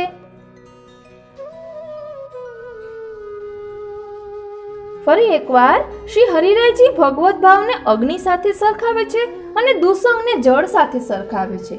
સત્સંગને અગ્નિ પર મૂકેલા પાત્ર સાથે અને બળતણ સાથે સરખાવે છે. અગ્નિ સાથે જળનો સાક્ષાત સંબંધ થતા અગ્નિ બુઝાઈ જાય છે. અગ્નિ સાથે લાકડાનો સંબંધ થાય તો અગ્નિ વધુ પ્રજ્વલિત બને છે. આવી રીતે ભગવત ભાવરૂપી અગ્નિમાં સત્સંગ રૂપી બળતણ ઉમેરવાથી ભગવત ભાવરૂપી અગ્નિ વધુ પ્રજ્વલિત થાય છે. અગ્નિ પર મૂકેલા પાત્રમાં જળ ભરવાથી પાત્રનું જળ વરાળ થઈ ઉડી જાય છે અને અગ્નિ ઓલવાતો નથી. આમ સત્સંગ પાત્ર જેવું છે કે તેના વ્યવધાનથી દુસંગરૂપી જળ ભાવરૂપી અગ્નિને બુઝાવી શકતું નથી. દુસંગરૂપી જળથી ભગવત ભાવરૂપી અગ્નિની સુરક્ષા કરવા દામોદરદાસ સંભલવાળાની જેમ લોક સંકોચનો ત્યાગ કરો. 84 વૈષ્ણવ વાર્તા 3જી છે દામોદરદાસ સંભલવાળા. તેમાં આ આવે છે કે તેને દુનિયાની પરવા કર્યા વગર ગાગર લઈને જલ ભરવા જતા. પોતે કેટલા મોટા હતા છતાં પણ. ત્યારબાદ છે દુસંગ ક્યારે ક્યારે લાગે. પેલું અન્ય સંબંધવાળા લોકોનો સંગ એટલે દુસંગ. બીજો લૌકિકમાં આસક્ત લોકોનો સંગ એટલે દુસંગ. ત્રીજું, શ્રી મહાપ્રભુજીથી વિરુદ્ધ વચનો બોલનાર મનુષ્યોનો સંગ એટલે દુસંગ. ચોથું, અવૈષ્ણવોનો એટલે કે જે પુષ્ટિ માર્ગથી વિમુખ છે અને ભગવદીઓમાં દોષ બુદ્ધિવાળા છે તેમને અવૈષ્ણવ જાણવા, તેવાનો સંગ એટલે દુસંગ.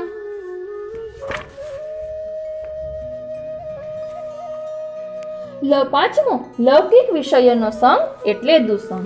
છઠ્ઠું, વ્યવહારિક કાર્યોમાં આસક્તિ એટલે દુસંગ. સત્સંગ કોનો કરવો? હવે કહે છે સત્સંગ કોનો કરવો? શ્રી કૃષ્ણમાં નિત્ય સ્નેહ કરનારનો સત્સંગ કરવો. બીજું, નિરપેક્ષ. ત્રીજું, સાત્વિક. ચોથું, શ્રી કૃષ્ણ, શ્રી વલ્લભ, શ્રી વિઠ્ઠલ અને લીલા પરિક્રમા એકત્વ રાખી નિત્ય લીલાનો અનુસંધાન કરનારનો સત્સંગ કરવો.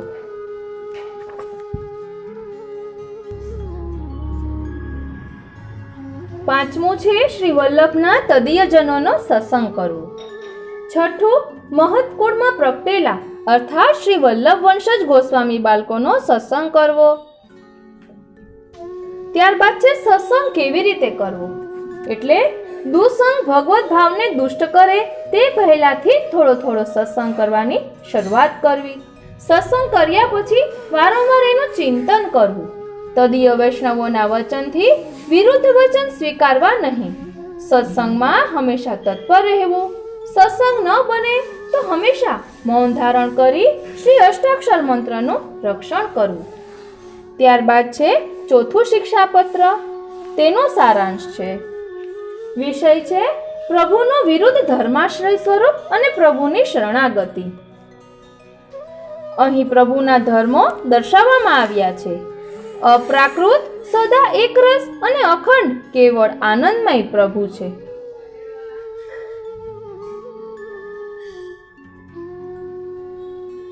ફરીવાર પ્રભુના ધર્મો વિશે અહીં કહ્યું છે કે પ્રભુ કેવા છે, તો કે અપ્રાકૃત, સદા એકરસ અને અખંડ કેવળ આનંદમય છે.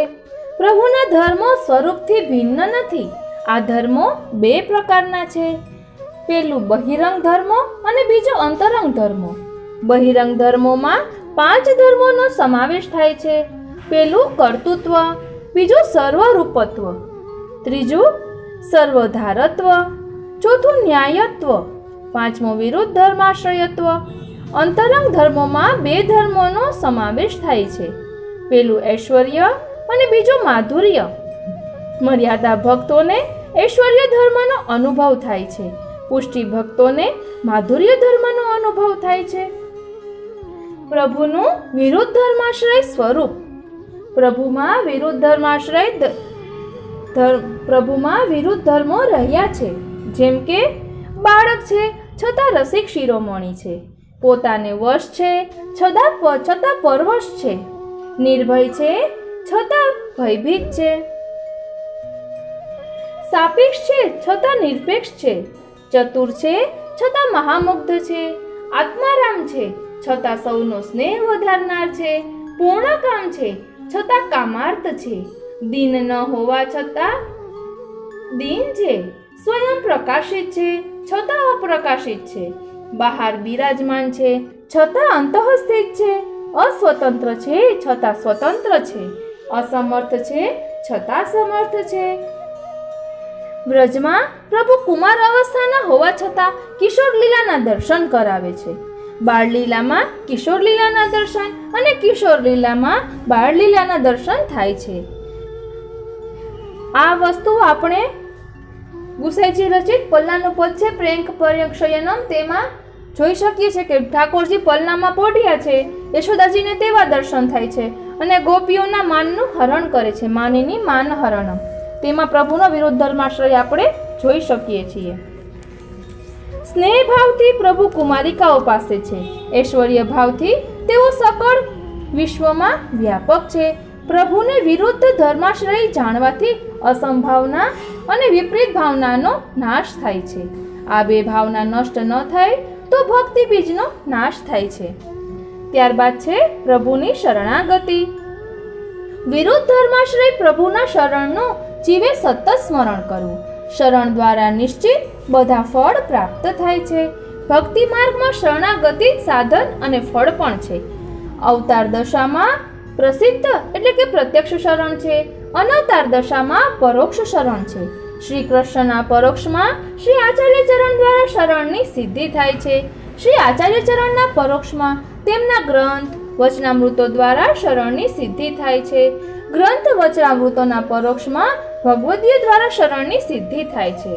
પ્રત્યક્ષ શરણ એટલે સેવાના અવસરમાં પ્રભુને ચરણ સ્પર્શ કરવાથી અને તુલસીજી સમર્પવાથી સિદ્ધ થતું શરણ. તે સાક્ષાત સંયોગાત્મક સ્વરૂપનું છે. પરોક્ષ શરણ એટલે સેવાના અનવસરમાં ભગવદીઓ સાથે મળી વિપ્રયોગનો અનુભવ કરવો. તે શરણ ભાવને સિદ્ધ કરવા સંસારીઓ બહિર્મુખો અન્ન દોષવાળા લોકોનો દૂષણ છોડી ભગવદીઓનો સંગ કરવો. શ્રી વલ્લભનો આશ્રય રાખવો. શરણાગત ભક્ત લૌકિક ક્લેશથી કંટાળતો નથી. તે દ્વારા પ્રભુએ મારો અંગીકાર કર્યો છે એવો ભાવ વિચારવો. કલેશ દુસંગથી થાય છે, લૌકિકના આવેશથી થાય છે, સત્સંગના અભાવથી થાય છે, માર્ગમાં સ્થિતિ ન હોવાના અભાવથી થાય છે. આવી પરિસ્થિતિમાં દૈન્ય ભાવ રાખવો અને અષ્ટાક્ષર મંત્રનું રટણ કરવું. ત્યારબાદ આવે છે શિક્ષાપત્ર 5મું. તેનો સારાંશ. વિષય છે વિરહ ભાવના. વિરહના અનુભવ દ્વારા કૃપા અને દૈન્યની પ્રાપ્તિ. વિરહના અનુભવ દ્વારા કૃપા અને દૈન્યની પ્રાપ્તિ. વિરહ ભાવનાથી જ ભગવાન ભાવનીય છે. વિરહ ભાવના માટેનું સાધન દૈન્ય છે. દૈન્યનું સાધન તાપ ભાવ છે. જ્યારે મન, વચન, કર્મથી જીવ શ્રી વલ્લભના ચરણમાં સ્નેહ રાખે ત્યારે પ્રભુ શ્રી વલ્લભ કૃપા કરી દૈન્ય વગેરે સર્વધર્મ હૃદયમાં પ્રગટાવે છે. શ્રી કૃષ્ણના 2 રૂપ છે.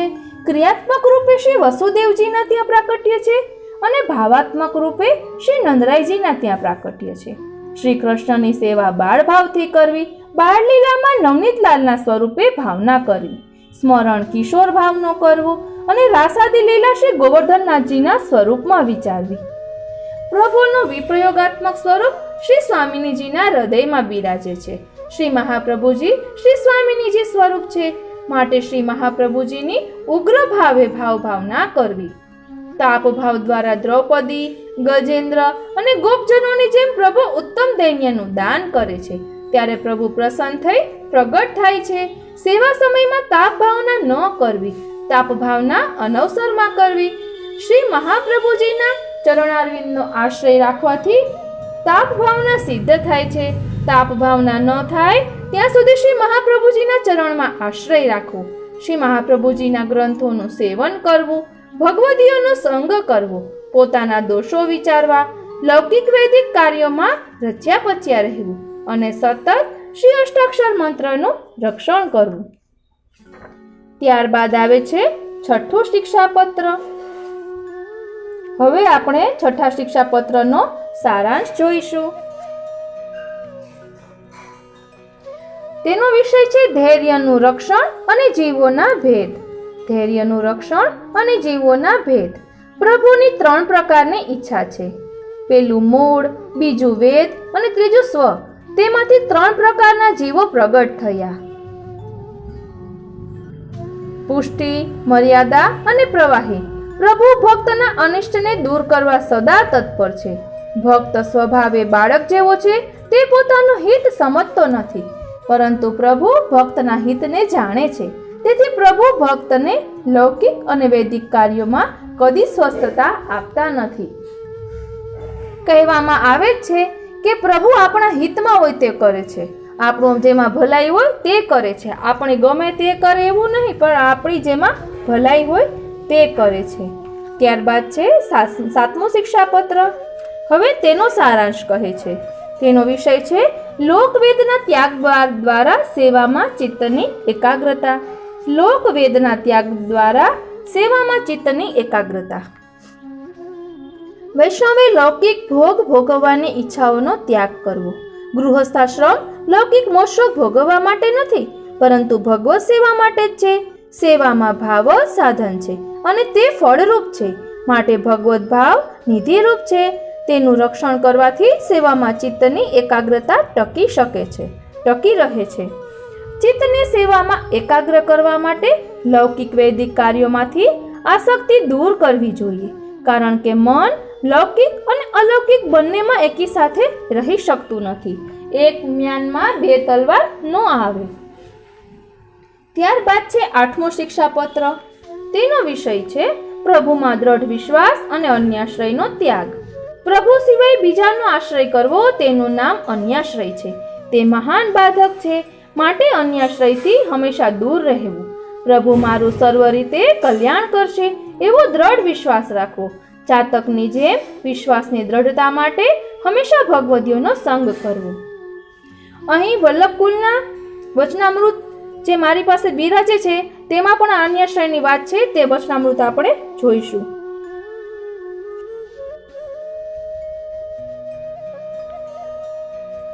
વચનામૃત છે, ભાવ તો શ્રી મહાપ્રભુજીની કૃપાથી વધે.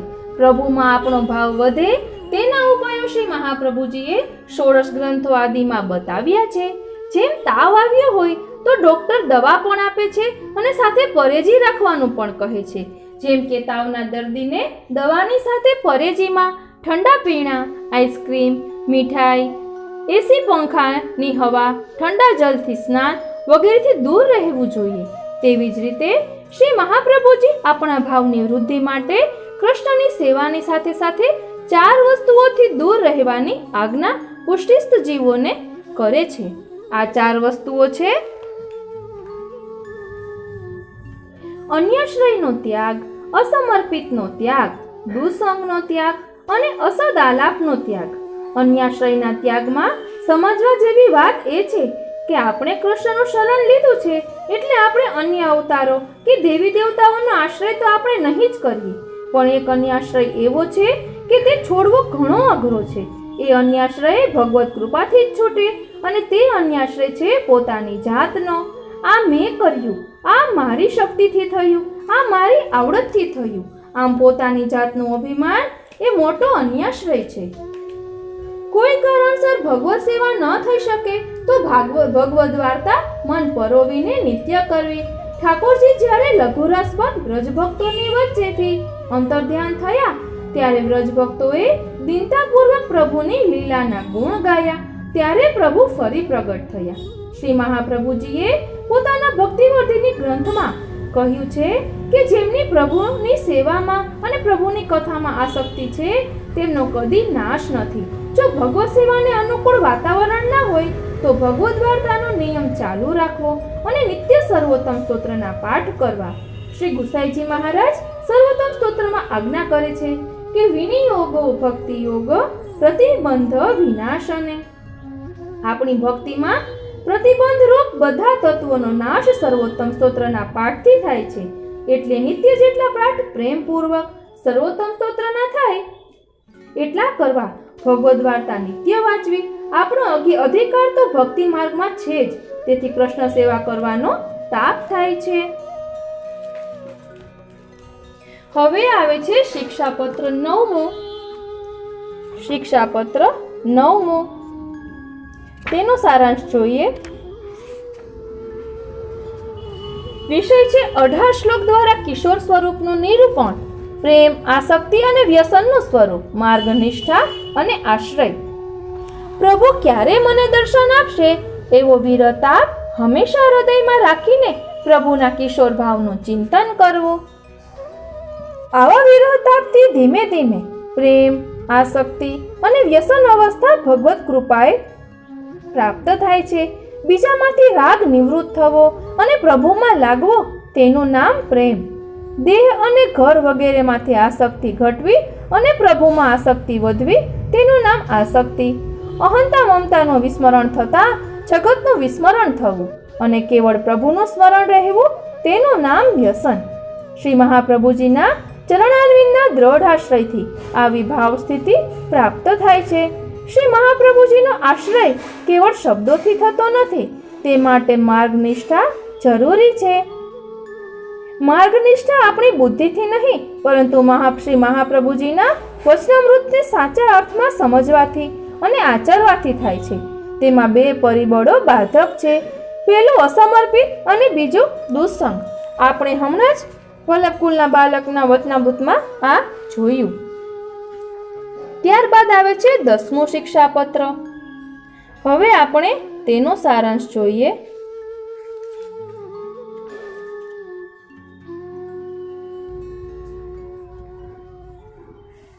તેનો વિષય છે ભગવત સ્વરૂપની ફળ પ્રાપ્તિ માટે વિવિધ પ્રકારની આરતી. આરતીના મુખ્ય પ્રકાર નીચે પ્રમાણે છે. લૌકિક આરતી, બીજું જ્ઞાતિ, ધન, શરીર વગેરેની આરતી, ત્રીજું સગા સંબંધીની આરતી, ચોથું દેશ આરતી, પાંચમું સાધન આરતી, છઠ્ઠું પ્રારબ્ધ ભોગવવાની આરતી અને સાતમું વેદ સાધ્યાર્થની આરતી. ઉપરોક્ત પ્રકારની આરતી સદાનંદ પ્રભુ પોતાના નિજાનંદનું દાન કરવા પોતાના ભક્તોને આપે છે. માટે પ્રભુમાં દ્રઢ વિશ્વાસ રાખી ચાતક પક્ષીની જેમ વિવિધ પ્રકારના દુઃખ સહન કરવા, કારણ કે શ્રી હરિ નિજ ભક્તોનું કદી પણ અહિત થવા દેતા નથી. શ્રી મહાપ્રભુજીએ પણ વિવેક ધૈર્યાશ્રયમાં કહ્યું છે, ત્રિદુઃખ સહનમ ધૈર્યમ.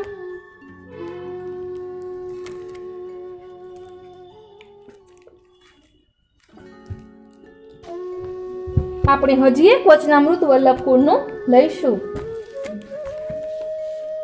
આપણે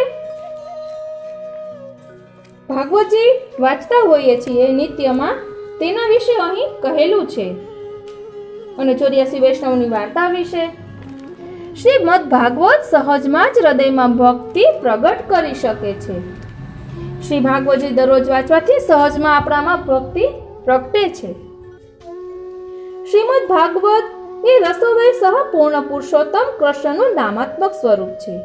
કોઈ લૌકિક હેતુ વગર કેવળ કૃષ્ણ ભક્તિમય બનવા માટે ભાગવતજીનું વાંચન ખૂબ પ્રેમથી, ધ્યાનથી રોજ વાંચન કરવું. શ્રી હરિરાયજી મહાપ્રભુ પુષ્ટિદેવી જીવોને કહે છે કે જેમણે આ પૃથ્વી પર જન્મ લેવા છતાં જો શ્રી મહાપ્રભુજીનો આશ્રય કર્યો નથી, રાધાજીના આરાધ્ય કૃષ્ણની સેવા કરી નથી અને સુબોધિનીજીનું વાંચન કર્યું નથી, તેનો જન્મ વૃથા છે. શ્રી હરિરાયજીનું સ્તોત્ર છે જન્મ વૈફલ્ય નિરૂપણમ, તેમાં આ આવે છે.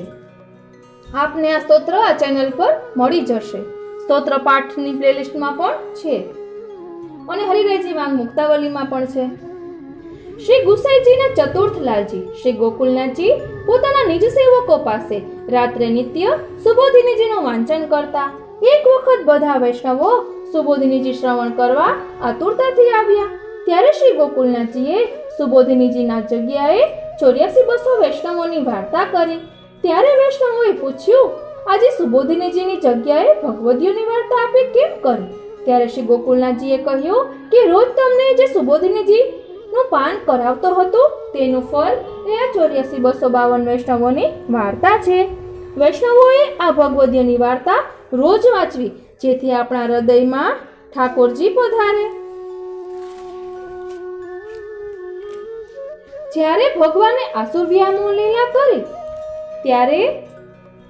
જ્યારે ભગવાનને આસુરવ્યામો લીલા કરવાની ઈચ્છા થઈ, ત્યારે ભગવાનના પ્રિય સખા ઉદ્ધવજીને આ વાત સાંભળીને અત્યંત વિરહ થયો. ત્યારે ભગવાને સાંત્વના આપતા ઉદ્ધવને કહ્યું કે મારી દિવ્ય કથારૂપ અમૃતનો ભંડાર એવા ભાગવતજીમાં હું પૂર્ણ રીતે બિરાજું છું. ભાગવતના આશ્રયમાં તને પ્રત્યક્ષ મારો અનુભવ થશે. ભાગવતને આપણે શ્રીમદ ભાગવત કહીએ છીએ. શ્રી એટલે ભગવાન અને મદ એટલે કે મારા, અર્થાત ભગવાન કહે છે કે શ્રીમદ ભાગવતમાં હું મારા ભક્તો સહિત બિરાજું છું. શ્રીમદ ભાગવતનું વાંચન સત્સંગ સ્વરૂપે આપણે નિત્ય કરવું જોઈએ. જેમ ગંગાજળ અપવિત્ર પાત્રમાં દેવામાં આવે તો તે જલપાન કરવા લાયક રહેતું નથી, તેમ ભાગવતની કથા જે પૈસા લઈને કરતો હોય તેની તુચ્છહીન વાણીથી ભાગવત સાંભળવાથી ફળ તો દૂર રહ્યું, આપણને અપરાધ લાગે છે. અહીં હરિરાય મહાપ્રભુના ઉત્સવ નિમિત્તે શિક્ષાપત્રના આપણે 10 શિક્ષાપત્રનો સાર જોયો. બાકીના શિક્ષાપત્રનો સાર આપણે આવતા પાઠમાં જોઈશું. સર્વે વૈષ્ણવોને મારા જય શ્રી કૃષ્ણ. સર્વે વૈષ્ણવોને મારા જય શ્રી કૃષ્ણ. શ્રી હરિરાય મહાપ્રભુના ઉત્સવ નિમિત્તે આપણે શ્રી હરિરાયજીના દુર્લભ ગ્રંથોનો સાર જોઈ રહ્યા છીએ. ગયા પાઠમાં આપણે 10 શિક્ષાપત્ર સુધી સાર જોયો હતો. હવે આપણે 11મા શિક્ષાપત્રથી જોઈશું. શિક્ષાપત્ર 11 સારાંશ. વિષય છે વૈષ્ણવના 4 કર્તવ્ય. 1 ગુણગાન, બીજું દુઃખ ભાવન, ત્રીજું દૈન્ય અને ચોથું ત્યાગ. પહેલું છે ગુણગાન. શ્રી ભાગવતી આદિ ગ્રંથો દ્વારા પ્રભુનું ગુણગાન કરવું. ગુણગાન વાણીને શુદ્ધ કરે છે. શ્રવણથી પ્રગટ થયેલો ભગવત ભાવ કીર્તનથી સ્થિર થાય છે. ભગવત ગુણગાનથી ભગવાન પ્રસન્ન થાય છે. ભગવાનની કૃપા વિના તેમનું ગુણગાન શક્ય નથી. પ્રભુના આનંદ માટે નિરપેક્ષ ભાવે ગુણગાન કરવું. ત્યારબાદ છે દુઃખ ભાવન. સેવા કરતા કરતા કશું નથી બનતું તેવી ભાવના સતત રાખવી. તેનાથી નિસાધનતા સિદ્ધ થાય છે. આવી નિસાધનતા વિચારવી તેનું નામ દુઃખ ભાવન. ત્રીજું છે દીનતા. નિસાધનતામાંથી દૈન્ય પ્રગટે છે. પરિણામે અહંતા મમતા છૂટે છે. લૌકિક આસક્તિ દૂર થાય છે. તે અંતઃકરણનો ગુણ હોવાથી ભગવત દર્શન માટેનું બીજ છે. ત્યારબાદ ચોથું છે ત્યાગ. દીનતાના પરિણામે વિરહતા પ્રગટ થાય છે. સાધનની અપેક્ષા અને આસક્તિ નિર્મૂળ થાય છે. દેહ સંબંધી પદાર્થોનો આપોઆપ ત્યાગ થાય છે. વ્યસન અવસ્થા સિદ્ધ થતા વિપ્રયોગ ધર્મી સ્વરૂપનો આંતર અનુભવ થાય છે. આ 4 કર્તવ્યો સિદ્ધ કરવા 2 બાબત ખાસ જરૂરી છે. પહેલું શ્રી મહાપ્રભુજીનો દ્રઢ આશ્રય અને બીજું સતત સત્સંગ. ત્યારબાદ આવે છે 12મું શિક્ષાપત્ર. 12મું શિક્ષાપત્રનો દરરોજ પાઠ કરવો જોઈએ. 12મા શિક્ષાપત્રનો દરરોજ પાઠ કરવાથી આપણને ઠાકોરજી કોઈ પણ પ્રકારે દર્શન આપે છે. અને 12મું શિક્ષાપત્ર ઓલરેડી આપણને આ ચેનલમાં મળી જશે. તેની લિંક ડિસ્ક્રિપ્શન બોક્સમાં આપેલી છે. ખૂબ જ સુંદર શિક્ષાપત્ર છે. સ્વામિનીજીના ભાવથી આ શિક્ષાપત્ર છે. સ્વામિનીજીની આડીથી આપણને ઠાકોરજીની પ્રાપ્તિ થાય તેવું આ શિક્ષાપત્ર છે. શિક્ષાપત્ર 12નો સારાંશ. બીજા શ્લોકથી તેનો વિષય છે વિરહ ભાવના દ્વારા ભગવત સ્મરણ. બીજા શ્લોકથી 15મા શ્લોક સુધીમાં પ્રભુના 64 નામોનું સ્મરણ છે. 4 સ્વામિનીજી ગુણ્યા 16 શ્રૃંગાર, એટલે કે દરેક સ્વામિનીજી 16 શ્રૃંગાર સજે, એટલે 4 સ્વામિનીજી એટલે 64 શ્રૃંગાર. 50 નામ સંયોગાત્મક ભાવના છે અને 14 નામ વિપ્રયોગાત્મક ભાવના છે. નામો દ્વારા પ્રભુના ગુણ, લીલા અને સ્વરૂપનું સ્મરણ છે. નામોના રટણ સ્મરણથી શ્રી સ્વામિનીજીની કૃપાથી હૃદયમાં ભાવ પ્રકટશે. ત્યારે પ્રભુ પોતાનો અનુભવ કરાવશે. એવું આ 12મું શિક્ષાપત્ર છે. અત્યંત સુંદર છે. ત્યારબાદ આવે છે 13મું શિક્ષાપત્ર. 13મા શિક્ષાપત્રનો સારાંશ.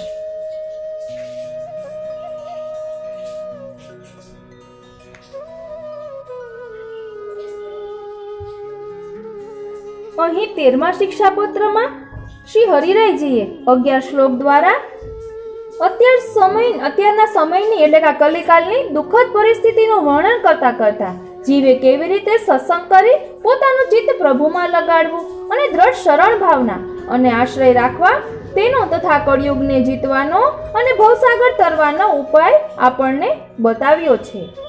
એટલે કે આપણાથી કંઈ ન બને તો અષ્ટાક્ષરનું રટણ સતત કર્યા કરવાનું. કલો કેશવ કીર્તનાથ. અષ્ટાક્ષર એ મહામંત્ર છે. બધા સારનો સાર છે. એટલે જ કહેવાય છે કે સુણ સાહેલી મહામંત્ર છે શ્રી કૃષ્ણ શરણમ મમ. બીજું કાંઈ જેનાથી ન બને તે ખાલી અષ્ટાક્ષરનો આશ્રય કરે તો પણ તેને માર્ગ હૃદયારૂઢ થાય છે. ત્યારબાદ છે 14મું શિક્ષાપત્ર.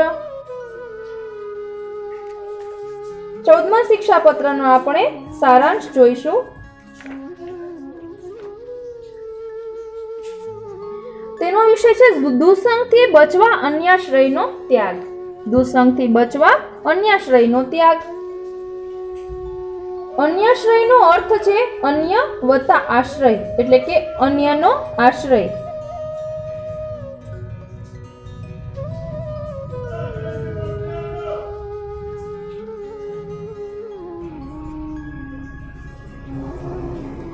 આપણા સ્વામી શ્રી યશોદોત્સંગ લાલિત પ્રભુ સિવાય બાકીના બધા આપણા માટે અન્ય છે.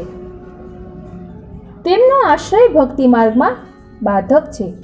ભક્તિ માર્ગનો પાયો સ્નેહ છે. સ્નેહમાં સંકીર્ણતા છે, વ્યાપકતા નથી. તેથી સ્નેહ એકને જ થાય, બાકીના બધાને આદર અપાય. સ્નેહ અને આદર વચ્ચેનો ભેદ સમજવો. અન્યાશ્રય પાછળનો સૂક્ષ્મ હેતુ દુઃખ નિવૃત્તિ અને ભોગેચ્છા. આપણા પ્રભુના સામર્થ્યમાં અવિશ્વાસ આપણી વણિક વૃત્તિ કારણભૂત છે. અન્યાશ્રયની પ્રક્રિયા મનમાં શરૂ થાય, વાણી અને ક્રિયા દ્વારા બહાર વ્યક્ત થાય. અન્યાશ્રયથી પ્રભુની અપ્રસન્નતા. શ્રી મહાપ્રભુજીના ચરણારવિંદનો દ્રઢ આશ્રય રાખવાથી બધા જ કાર્યો સિદ્ધ થાય છે. ત્યારબાદ છે શિક્ષાપત્ર 15મા શિક્ષાપત્રનો સારાંશ. વિષય છે ભગવત સ્મરણ. સતત શ્રી મહાપ્રભુજી અને શ્રી ઠાકોરજીના સ્વરૂપ, ગુણ, લીલા આદિનું ચિંતન કરતા રહેવું. હૃદયમાં પ્રયત્નપૂર્વક કરવામાં આવે તે સ્મરણ. ટેવ પડવા પછી વિના આયાસે થતું રહે તે સંસ્મરણ. ભગવદ વિષયમાં ચિત્ત રમમાણ રહે તે ચિંતન. આવા સ્મરણ માટે શ્રવણ અને કીર્તન આવશ્યક છે. સ્મરણ શ્રદ્ધા અને વિશુદ્ધ બુદ્ધિપૂર્વક કરવું. સ્મરણ સતત આનંદપૂર્વક કરવું. ત્યારબાદ છે 16મો શિક્ષાપત્ર. 16મા શિક્ષાપત્રનો સારાંશ છે ચિંતા નિવૃત્તિ. ચિંતા નિવૃત્તિ માટે વૈષ્ણવોએ શ્રી મહાપ્રભુજીની આજ્ઞા પ્રમાણે સ્વકર્તવ્યનો યથાશક્તિ પાલન કરવું. આપણા મુખ્ય 4 કર્તવ્યો છે: સ્મરણ, સેવા, સત્સંગ અને શ્રી મહાપ્રભુજીના ચરણ કમળનો દ્રઢ આશ્રય. ત્યારબાદ છે 17મો શિક્ષાપત્ર. 17મા શિક્ષાપત્રનો સારાંશ છે, તેનો વિષય છે વૈષ્ણવી જીવન માટે આવશ્યક ત્યાગ અને અત્યાગ. શ્રી મહાપ્રભુજીનો દ્રઢ આશ્રય રાખવો. તે આશ્રય તેમની કૃપાથી સિદ્ધ થશે. વૈષ્ણવી જીવન જીવવાના 2 માર્ગો: ઉત્તમ માર્ગ અવ્યાવૃત્તિ પૂર્વક સેવા સ્મરણ અને મધ્યમ માર્ગ વ્યાવૃત્તિ સહિત સેવા સ્મરણ. સારા વૈષ્ણવી જીવન માટેની આવશ્યક બાબતો: શ્રી હરિ, ગુરુ, વૈષ્ણવ પ્રત્યેનો વિવેક સમજી તે પ્રમાણે વર્તન. બીજું, ભગવત ધામ અને ભગવત વાર્તામાં મૌન સેવન. ત્રીજું, સ્વસુખ માટે નહીં તત્સુખ માટે જીવવું. ચોથું, સૌ સાથે દીનતા પ્રેમ રાખવો. કલયુગમાં 3 દોષ બાધક છે: સંગ દોષ, અન્ન દોષ અને કલી દોષ. આ દોષોથી બચવા 3 પ્રકારના ત્યાગ અને અત્યાગ છે. પહેલું, ધન, ગૃહ, કુટુંબ આદિનો સ્વસુખ માટે ત્યાગ અને તત્સુખમાં અત્યાગ. અત્યાગ એટલે કે વિનિયોગ, એટલે ધન, ગૃહ, કુટુંબનો ઠાકોરજીમાં વિનિયોગ કરવો, સત્સુખમાં વિનિયોગ કરવો. બીજું છે લૌકિક રાગ અને લોભનો ત્યાગ. પ્રભુમાં અલૌકિક રાગ અને પરિતોષનો અત્યાગ, એટલે લૌકિકમાંથી બધું છોડી અને અલૌકિકમાં વિનિયોગ કરાવવાનું. તેમ અહીં કહે છે કે લૌકિક રાગ અને લોભનો ત્યાગ કરવાનો છે અને તેને પ્રભુમાં અલૌકિક રાગ અને પરિતોષનો તરીકે વિનિયોગ કરવાનો છે. ત્રીજું છે દુઃસંગનો ત્યાગ અને સત્સંગનો અત્યાગ. અત્યાગ એટલે કે આપણે તેને અપનાવવાનો છે. દુઃસંગનો ત્યાગ કરવાનો છે અને સત્સંગ અપનાવવાનો છે. ત્યારબાદ આવે છે 18મો શિક્ષાપત્ર. 18મો શિક્ષાપત્રનો સારાંશ છે, તેનો વિષય છે પેટ ભરવાની ચિંતા છોડી સેવા સ્મરણ કરવા. પેટ ખાતર ધર્માચરણ ન કરવું. સંસાર આસક્તિના કારણે સેવા સ્મરણમાં ચિત્ત લાગતું નથી. આપણી સર્વ પ્રવૃત્તિ ભગવત સેવા અને ભગવત સુખના વિચારોથી કરવી. ભગવત સ્વરૂપના 20 લક્ષણોનું ચિંતન કરતા ભગવત સ્મરણ અને ચિંતન કરવું. સેવા આજીવન સ્વધર્મ સમજીને કરવી. સેવા ફળ માટે, ભોગ માટે, પ્રતિષ્ઠા કે પ્રસિદ્ધિ માટે ન કરવી. સેવા મન કલ્પિત પ્રકારે કે દુર્ભાવથી ન કરવી. ત્યારબાદ છે 19મું શિક્ષાપત્ર. 19મા શિક્ષાપત્રનો સારાંશ છે, તેનો વિષય છે સત્સંગ. સત્સંગ કોનો કરવો? તો કહે છે શ્રી મહાપ્રભુજીમાં દ્રઢ વિશ્વાસ રાખનારનો, શ્રી મહાપ્રભુજીની આજ્ઞાનું પાલન કરનારનો, જે કહે તે જ કરે તેવા ભગવદીયનો, એટલે કે જેનું વાણી અને વર્તન બંને એક જ હોય તેવા ભગવદીયનો. સત્સંગના અભાવમાં વિરહ અને સત્સંગના અભાવમાં અષ્ટાક્ષર મંત્રનો સતત જપ કરવો, એટલે સત્સંગના અભાવમાં પણ વિરહની ભાવના કરવી. ત્યારબાદ છે 20મો શિક્ષાપત્ર. 20મા શિક્ષાપત્રનો સારાંશ છે, વિષય છે શરણાગત જીવનું કર્તવ્ય. શરણાગત જીવના 6 કર્તવ્ય છે. પહેલું, લોક નિંદાનો ભય ન રાખવો. બીજું, લૌકિક આસક્તિ છોડી ભગવદ આસક્તિ વધારવી. તે માટે દુસંગ છોડી સત્સંગ કરવો. દુસંગના પ્રકાર: પહેલું, અવૈષ્ણવનો સંગ. બીજું, અન્ય માર્ગીયોનો સંગ. ત્રીજું, વૈષ્ણવ હોવા છતાં શ્રી મહાપ્રભુજીના સિદ્ધાંતથી વિરુદ્ધ વાત કરનારનો સંગ. અને ચોથું છે દોષ દ્રષ્ટિવાળા વૈષ્ણવનો સંગ.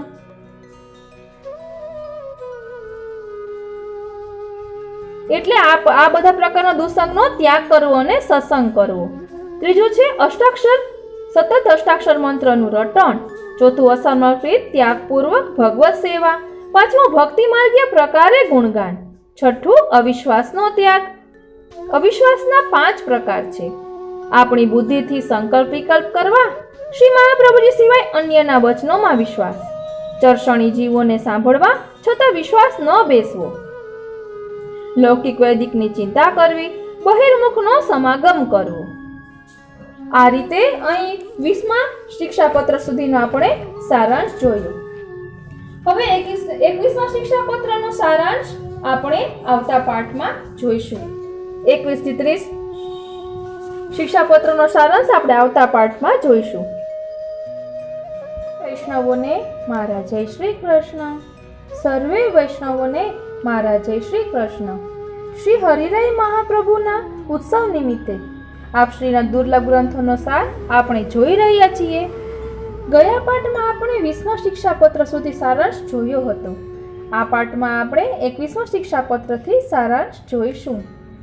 શિક્ષાપત્ર પુષ્ટિ સિદ્ધાંતોના મહાસાગરમાં અમૂલ્ય રત્નો છે. દેવદાનવો દ્વારા થયેલા સમુદ્ર મંથનમાંથી 14 દિવ્ય રત્નો નીકળ્યા હતા. શ્રી હરિરાયજીના હૃદય સાગરના મંથનમાંથી 41 પત્રરૂપી 41 દિવ્ય રત્નો આપણને પ્રાપ્ત થયા છે. કોઈને પણ પુષ્ટિ સિદ્ધાંતોની પૂરી પાયાની સમજ મેળવવી હોય તો તેમના હાથમાં શિક્ષાપત્ર નિસંકોચ મૂકી દેવાય. એવો કોઈ પુષ્ટિ સિદ્ધાંત નથી જે શિક્ષાપત્રમાં ન બતાવાયો હોય. શિક્ષાપત્ર તો આપણું કલ્પવૃક્ષ છે. પુષ્ટિ સિદ્ધાંત વિશે કોઈ પણ પ્રશ્ન થાય ત્યારે શિક્ષાપત્ર ખોલો. જે પાનું ખુલશે ત્યાં પ્રશ્નનો જવાબ હશે જ. આવું આ ગ્રંથ દરેક વૈષ્ણવે કેવળ વાંચવા માટે નથી, નિત્ય મનન કરવા માટે છે. શિક્ષાપત્રનો સઘન સ્વાધ્યાય જીવનને પુષ્ટિ ભક્તિના રંગે રંગી દેશે. 21મા શિક્ષાપત્રનો સારાંશ. વિષય છે ચિત્ત પ્રભુમાં એકાગ્ર ન થવાના કારણો અને તેના ઉપાયો. લૌકિકમાં લાગેલું મન પ્રભુમાં એકાગ્ર થતું નથી. લૌકિકમાં લાગેલું મન પ્રભુમાં એકાગ્ર થઈ શકતું નથી. કલયુગમાં ભક્તિ માર્ગ પણ તિરોધાન થયો છે. તેથી સાચા માર્ગે પ્રભુની ભક્તિ કરી શકાતી નથી. મન રાતોરાત પ્રભુમાં જોડાઈ શકતું નથી. તેથી મનને પ્રયત્નપૂર્વક પ્રભુમાં જોડતા રહેવું.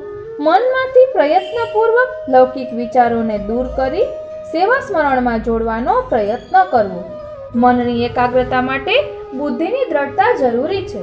બુદ્ધિની દ્રઢતા માટે નામ નિવેદન મંત્રનું સતત સ્મરણ ચિંતન કરવું. કૃષ્ણ કૃષ્ણ મુખ ભાખો, કૃષ્ણ નામ મન સદા રટો, કૃષ્ણ રૂપ હૃદય સદા ધારો, કૃષ્ણ સેવા ચિત્તથી કરો, કૃષ્ણ એ જ ગતિ આપણી, કૃષ્ણ એ જ મતિ આપણી, કૃષ્ણ શક્તિ આપણી, કૃષ્ણમાં જ રતિ આપણી, કૃષ્ણ વિનાનો કાલ ફીકો, કૃષ્ણ અમ જીવનનો એકો, કૃષ્ણ વિના બધું મિથ્યા, કૃષ્ણ પાયે બધું સિદ્ધા. ત્યારબાદ આવે છે 22મું શિક્ષાપત્ર, તેનો સારાંશ. વિષય છે ભાવનું સ્વરૂપ. મર્યાદા માર્ગીય પ્રમાણ, પ્રમેય, સાધન અને ફલ કરતા પુષ્ટિ માર્ગીય પ્રમાણ, પ્રમેય, સાધન અને ફલ જુદા છે. પુષ્ટિ માર્ગમાં સેવા પ્રમાણ છે, શ્રી પ્રભુ અને તેમની કૃપા પ્રમેય છે. હૃદયનો ભાવ સાધન છે, ભાવાત્મા શ્રી પ્રભુ ફળ છે. ભાવ સાક્ષાત ભગવત સ્વરૂપ છે, તે અલૌકિક નિધિ છે, માટે તેનું સતત સમજપૂર્વક રક્ષણ કરવું. તાદ્રશી વૈષ્ણવોનો સત્સંગ કરવો, તેથી ભાવનું સંરક્ષણ અને ભાવની વૃદ્ધિ થાય છે. ત્યારબાદ છે 23મું શિક્ષાપત્ર. હવે 23મા શિક્ષાપત્રનો સારાંશ. વિષય છે ચિંતા નિવૃત્તિનો ઉપાય. અહંતા મમતાને કારણે ચિંતા જન્મે છે. હૃદયમાં ઉભરાતા લૌકિક વિષયોને કારણે પ્રભુમાંથી વિશ્વાસ ઘટી જતા ચિંતા જન્મે છે. આ સ્થિતિમાં આપણું કાર્ય સમજપૂર્વક ભગવત ભાવ કેળવવાનું છે. ભગવત ભાવ કેળવવાથી ચિંતા દૂર થશે. પ્રભુ સર્વ સમર્થ છે. પોતાના ભક્તોની પ્રભુ કદાપી દુર્ગતિ કરતા નથી. શ્રી મહાપ્રભુજીના ચરણ કમળોમાં રહેતી રજ આપણી ચિંતાને દૂર કરવા સમર્થ છે. ચિંતાતુર હૃદયને કારણે પ્રભુના આનંદ સ્વરૂપનો અનુભવ થતો નથી. ચિંતા દૂર કરવા માટે સત્સંગ કરવો, શ્રી ભાગવતજીનો પાઠ કરવો, પુષ્ટિ માર્ગીય વૈષ્ણવના મુખથી શ્રી ભાગવતજીની કથાનું શ્રવણ કરવું, શ્રી અષ્ટાક્ષર મંત્રનું રટણ કરવું, બ્રહ્મ સંબંધના ભાવનું સ્મરણ કરવું, વૈષ્ણવોમાં સ્નેહ રાખવો, શ્રી નવરત્ન સ્તોત્રનો પાઠ કરવો. એક આપણે ખાસ યાદ રાખવાનું છે કે નવરત્ન સ્તોત્રનો પાઠ એટલે અલૌકિકમાં કોઈ ચિંતા હોય, ઉદ્વેગ હોય તે દૂર કરવા માટે છે. કોઈ લૌકિક ચિંતા દૂર કરવા માટે નવરત્નનો પાઠ નથી. તે આપણે ખાસ ધ્યાનમાં રાખવું. કારણ કે ઘણા નવરત્નના પાઠ 9 વખત કરતા હોય છે, પણ તે લૌકિક ચિંતા દૂર કરવા. પરંતુ તેવું નથી. આપણે ગોવિંદ દુબે, માધવ દુબેની વાર્તા જોઈએ તો તેમાં આવે છે કે તેને ચિત્તમાં ઉદ્વેગ હતો, કારણ કે ઠાકોરજીની સેવા પહોંચતા સમયે ચિત્ત તેમાં ચોટતું ન હતું. એટલે મહાપ્રભુજીએ તેમને નવરત્નની આજ્ઞા કરી હતી. ત્યારબાદ છે 24મો શિક્ષાપત્ર, તેનો સારાંશ. વિષય છે સાધનો દ્વારા ભગવત પ્રાપ્તિ થતી નથી. પુષ્ટિ માર્ગ એટલે પ્રભુની કૃપાનો માર્ગ. જે માર્ગ દ્વારા પ્રભુ જીવ પર કૃપા કરે તેનું નામ પુષ્ટિ માર્ગ. પુષ્ટિ માર્ગમાં પ્રભુની પ્રાપ્તિ માટે પ્રભુની કૃપા જ મોટામાં મોટું કારણ છે. પ્રભુના કૃપાપાત્ર બનવા માટે આપણા ઘરમાં કુટુંબ સાથે મળીને આપણા ઠાકોરજીની આપણા શરીર તથા આપણા દ્રવ્યથી સેવા કરવી. બીજા કોઈ સાધનોથી પ્રભુની પ્રાપ્તિ થતી નથી. બ્રહ્મ સંબંધ લીધેલા જીવની એકમાત્ર ફરજ ભગવત સેવા કરવાની જ છે. પુષ્ટિ માર્ગમાં સાધનનું બળ પ્રભુની પ્રાપ્તિમાં પ્રતિબંધરૂપ થાય છે.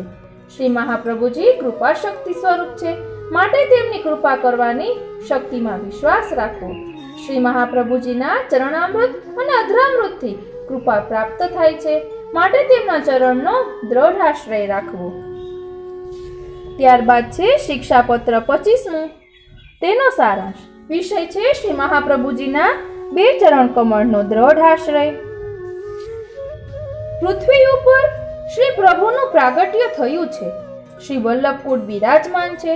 શ્રી ભાગવતજી અને શ્રી સુબોધિનીજી પણ પૃથ્વી પર બિરાજે છે. ભગવદીઓ અને ભક્તિ માર્ગના ગ્રંથો પણ છે.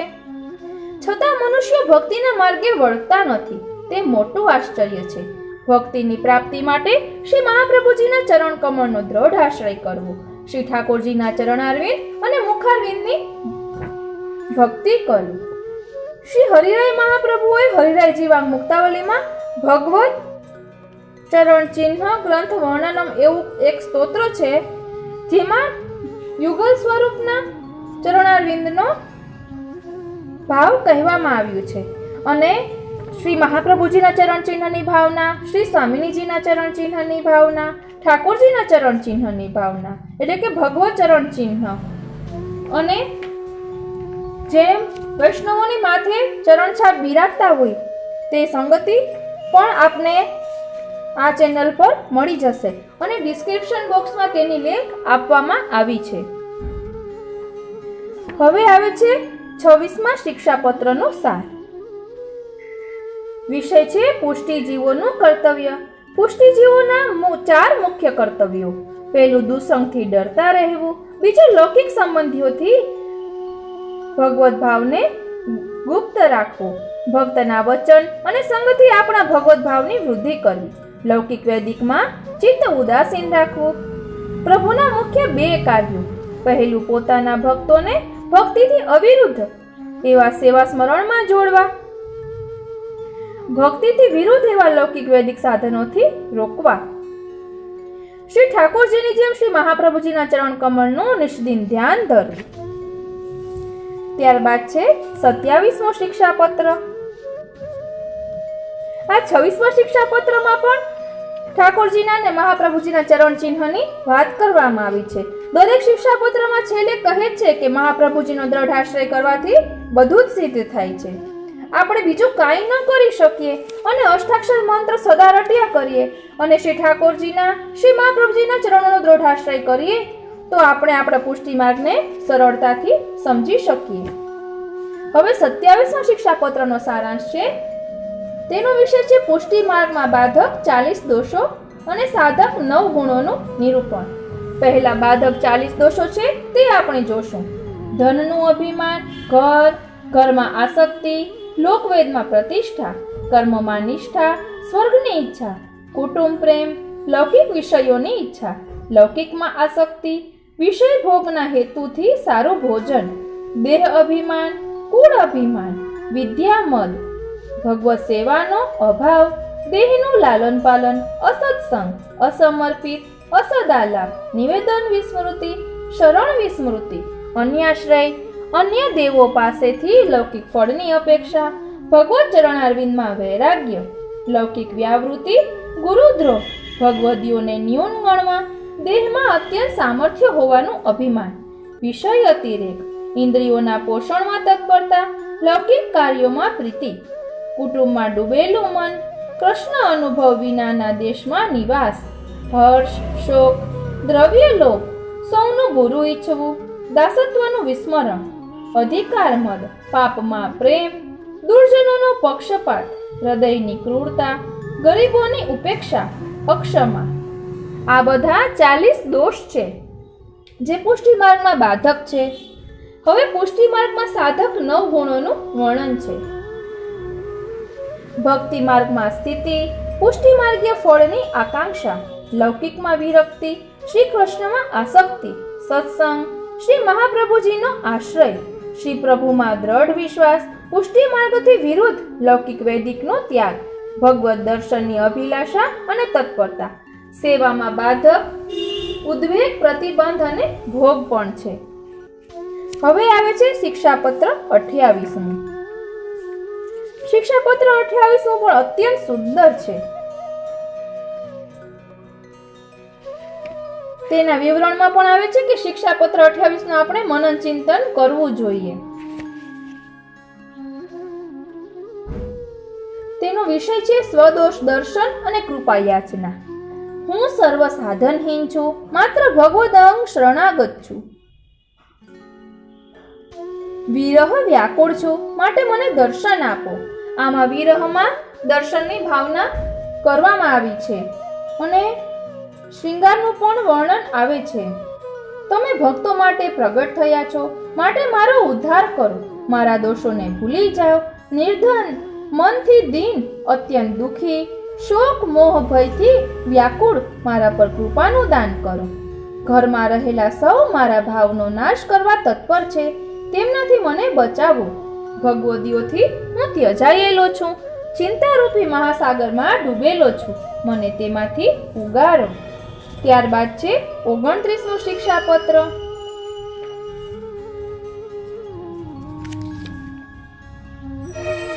તેનો વિષય છે ભગવત ધર્મના પાલન માટે બુદ્ધિની દ્રઢતા. સદબુદ્ધિ એટલે શું? શ્રી મહાપ્રભુજીના સિદ્ધાંતોને સમજીને તેનું આચરણ કરવાનો પ્રયત્ન કરે તેની બુદ્ધિ સારી. દુર્બુદ્ધિ એટલે શું? શ્રી મહાપ્રભુજીના સિદ્ધાંતોને સમજવા છતાં તેનું આચરણ ન કરે તે બુદ્ધિ નઠારી. દુનિયામાં રહેવા છતાં દુનિયાની બાબતોમાંથી મન ખેંચી લઈને મન પ્રભુમાં જોડે તે સ્થિર બુદ્ધિ. બુદ્ધિને સ્થિર રાખવા માટે બુદ્ધિને અલૌકિકમાં જોડવી. લૌકિક વિષયોથી મનને દૂર રાખવું. આ માટે 3 સાધનો છે. પહેલું સત્સંગ, બીજું ભગવત સ્મરણ અને ત્રીજું ભગવત સેવા.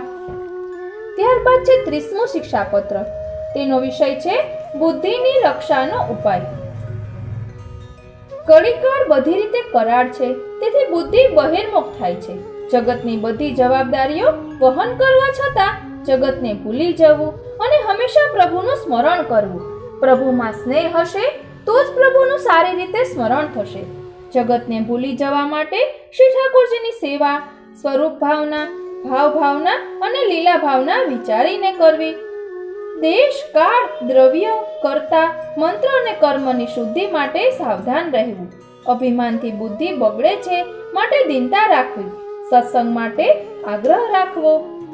અહીં 30મા શિક્ષાપત્રનો સારાંશ વિરામ લે છે. 31મા શિક્ષાપત્રથી આપણે આવતા પાઠમાં જોઈશું.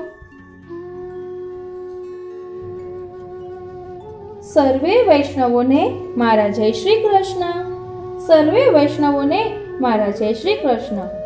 શ્રી હરિરાય મહાપ્રભુના પ્રાકટ્ય ઉત્સવ નિમિત્તે આપશ્રીના દુર્લભ ગ્રંથોના સારમાં આપણે ગયા પાઠમાં 30મા શિક્ષાપત્ર સુધી જોયું હતું. હવે આપણે 31મા શિક્ષાપત્રથી જોઈશું. 31મા શિક્ષાપત્રનો સારાંશ. વિષય છે ભાવવૃદ્ધિ અને વરણ વિચાર. વરણ એટલે પસંદગી અને સ્વીકાર.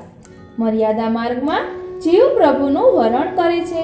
પુષ્ટિ માર્ગમાં પ્રભુ જીવનું વરણ કરે છે. મર્યાદા માર્ગમાં જીવ તેના સાધનોથી પ્રભુને પામવા મથે છે. પુષ્ટિ માર્ગમાં પ્રભુ જીવના સાધન, સામર્થ્ય, સદ્ગુણોને ધ્યાનમાં લીધા વિના જે જીવ પર કૃપા કરે તેનું વરણ કરે. વરણના પ્રકાર. વરણના 2 પ્રકાર છે. પહેલું સાક્ષાત વરણ અને બીજું પરંપરાગત વરણ. નિત્ય લીલામાં સાક્ષાત વરણ છે. પૃથ્વી ઉપર શ્રી મહાપ્રભુજી દ્વારા અંગીકાર પરંપરાગત વરણ છે. ત્રીજું વરણના બીજા 2 પ્રકાર. પહેલું આત્મીયતાથી વરણ અને બીજું દાસપણાથી વરણ. અવતાર કાળમાં આત્મીયતાના સંબંધે વરણ છે, જ્યારે અનવતાર કાળમાં દાસપણાથી વર્યા છે. દાસ ભાવના 2 પ્રકાર છે. પહેલું મર્યાદા અને બીજું પુષ્ટિ. પુષ્ટિમાં દાસ ભાવ સ્વાભાવિક છે.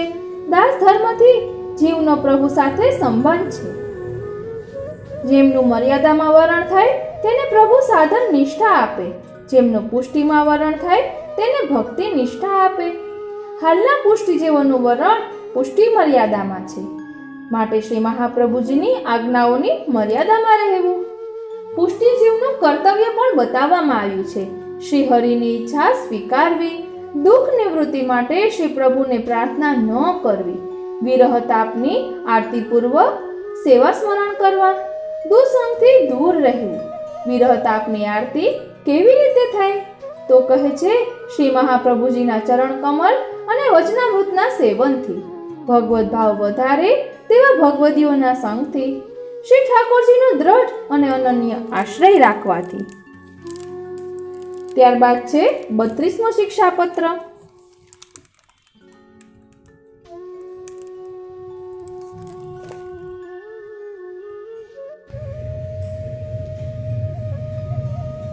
તેનો વિષય છે પુષ્ટિ માર્ગના હૃદયની અશુદ્ધિઓ. પુષ્ટિ જીવના હૃદયની અશુદ્ધિઓ અને શુદ્ધિઓ. ફરી એકવાર, પુષ્ટિ જીવના હૃદયની અશુદ્ધિઓ અને શુદ્ધિઓ. 22 અશુદ્ધિઓ છે.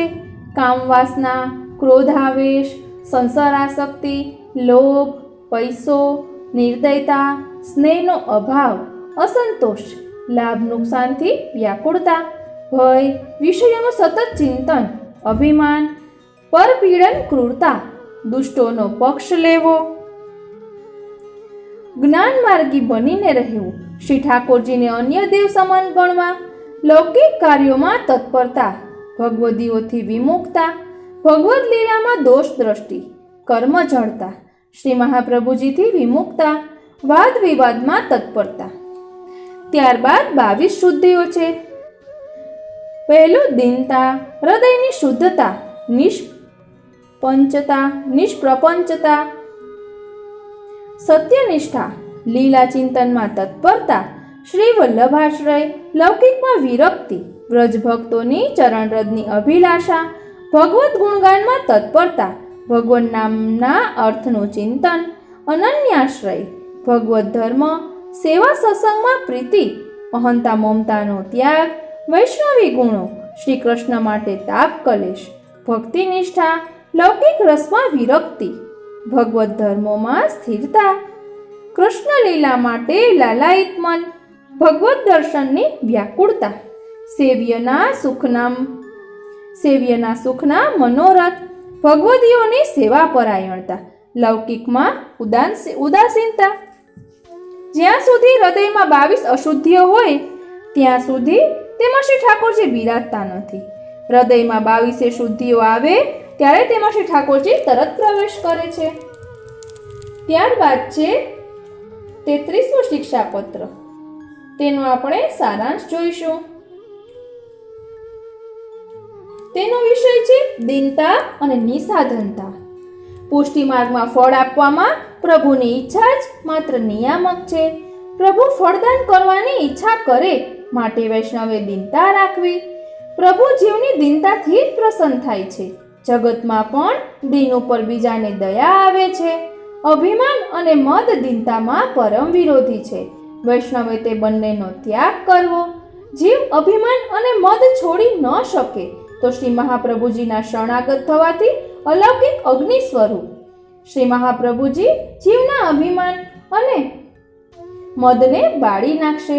ભગવતીઓ દ્વારા શ્રી મહાપ્રભુજીના ગ્રંથો સમજવાથી શ્રી મહાપ્રભુજીનો દ્રઢ આશ્રય થશે અને અન્યાશ્રય છૂટશે. દીનતાથી નિસાધનતા સિદ્ધ થાય છે.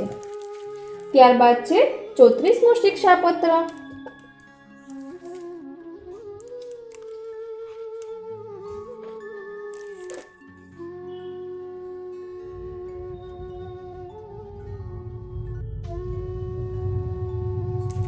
તેનો વિષય છે ભક્તિમાં નડતા પ્રતિબંધો અને દૂર કરવાના ઉપાયો. ભક્તિના પ્રકાર. પુષ્ટિ ભક્તિ 2 પ્રકારની, મુખારવિંદની અને ચરણારવિંદની. મુખારવિંદની ભક્તિ સેવા, તેમાં આરતી તાપ જરૂરી, તેથી તે ઉગ્ર ભક્તિ. તેમાં સર્વ સમર્પણ થાય. તેમાં પ્રભુના અધરામૃતની પ્રાપ્તિ દ્વારા સાક્ષાત સંબંધ છે. તે શ્રી મહાપ્રભુજીની કૃપાથી સિદ્ધ થાય. તેમાં સર્વાત્મ ભાવ મુખ્ય સાધન છે. તે જ ફળરૂપ છે. બીજું સાધન દીનતા છે. અને ચરણારવિંદની ભક્તિ એટલે કથા શ્રવણ, કીર્તન, સ્મરણ એ ચરણારવિંદની ભક્તિ છે. તેમાં ધર્મ દ્વારા ધર્મ વિશિષ્ટ પ્રભુની પ્રાપ્તિ થાય છે. સાયુજ્યનું ફળ મળે છે. તેમાં વિરહતાપ ઓછો હોવાથી તે શીતળ ભક્તિ કહેવાય છે. તેમાં શરણાગતિ મુખ્ય છે. ભક્તિમાં નડતા પ્રતિબંધો. મદ, લોભ, લૌકિક કામનાઓ અને દુષ્સંગ એ બધા ભક્તિમાં નડતા પ્રતિબંધો છે. પ્રતિબંધો દૂર કરવાના ઉપાય.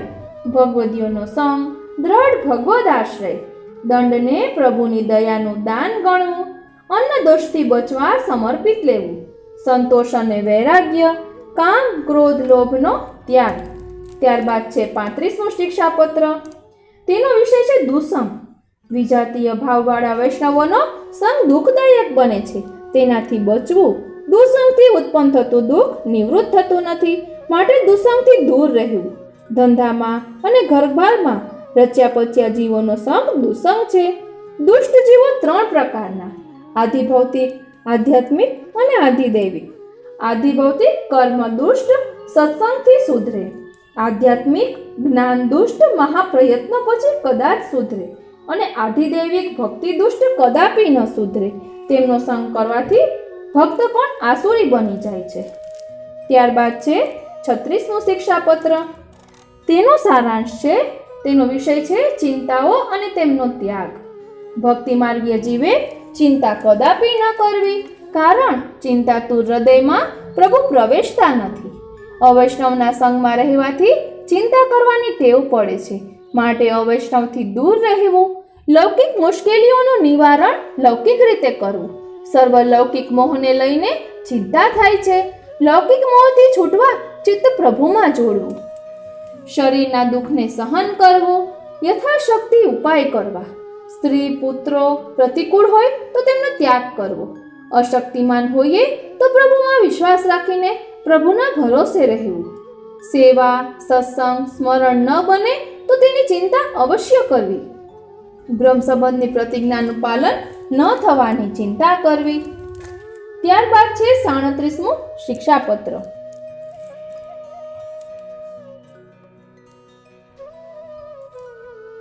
તેનો વિષય છે નિસાધનતાનું સ્વરૂપ.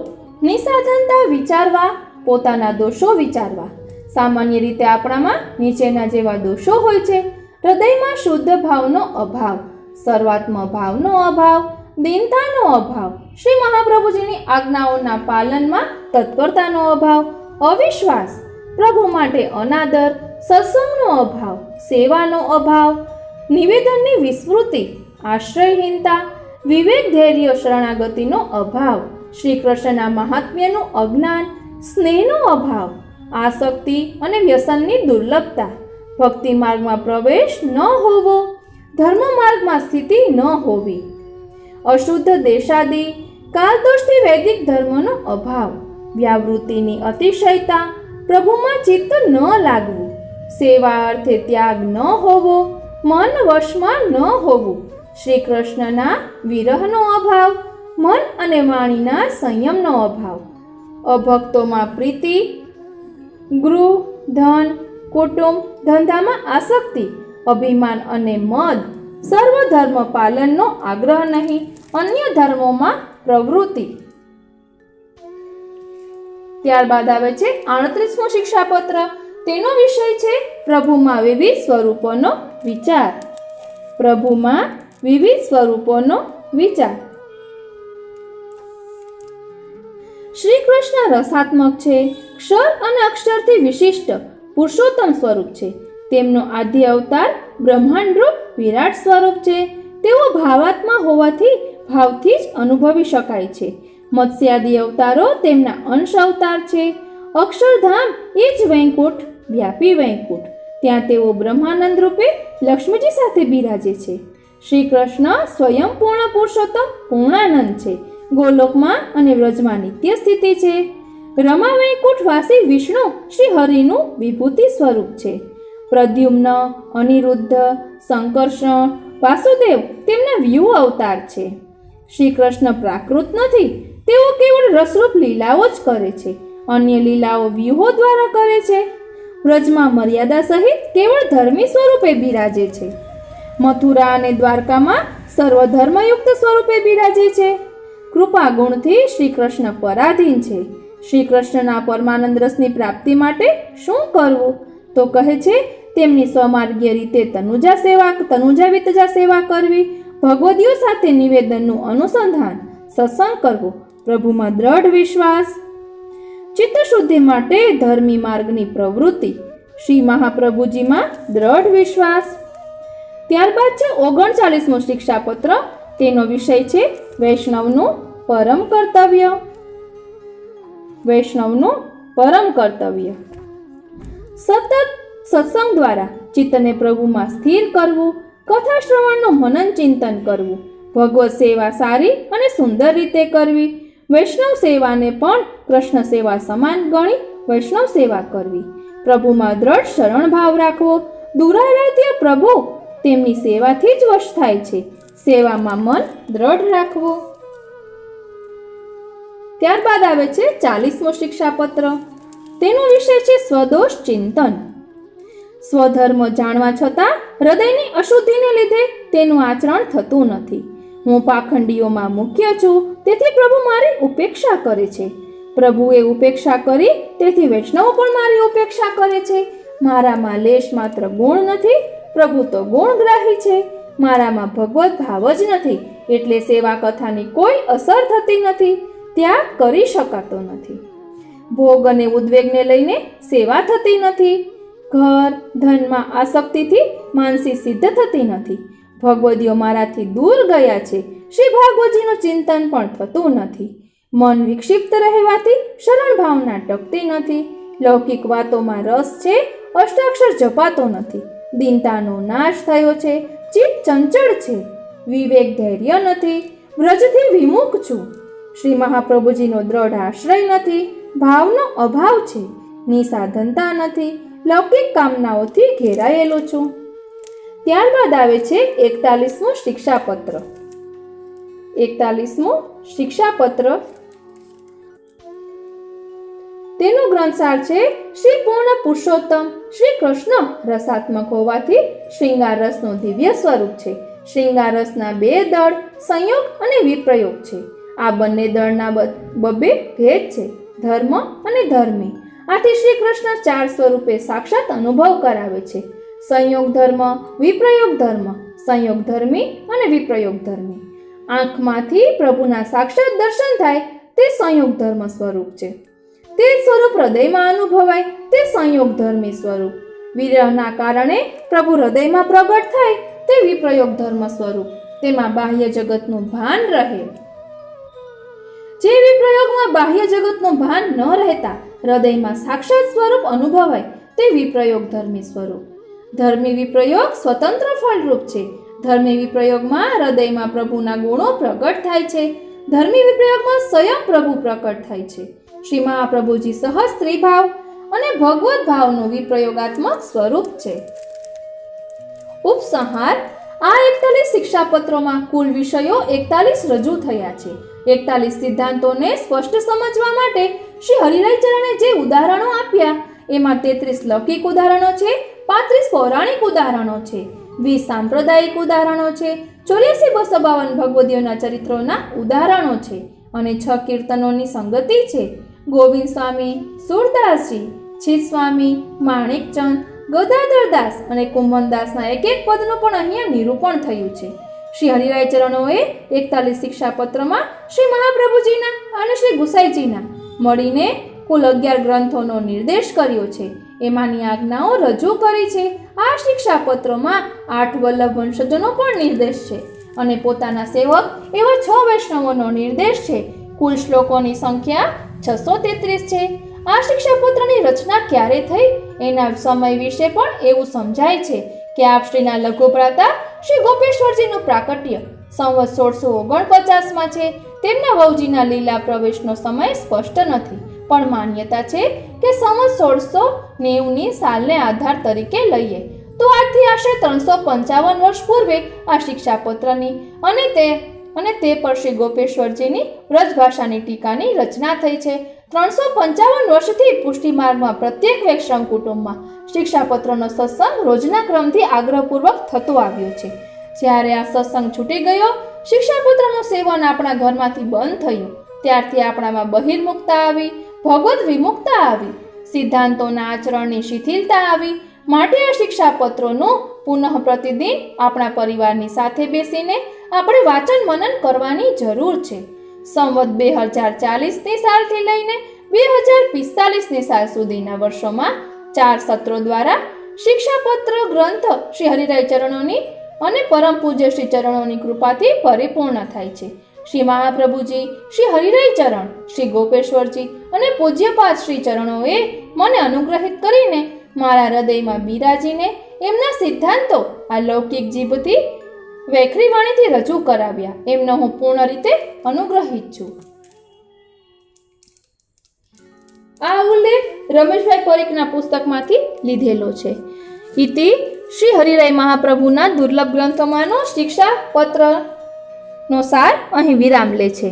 હવે આવતા પાઠમાં આપણે બીજા રસમય ગ્રંથ જોઈશું.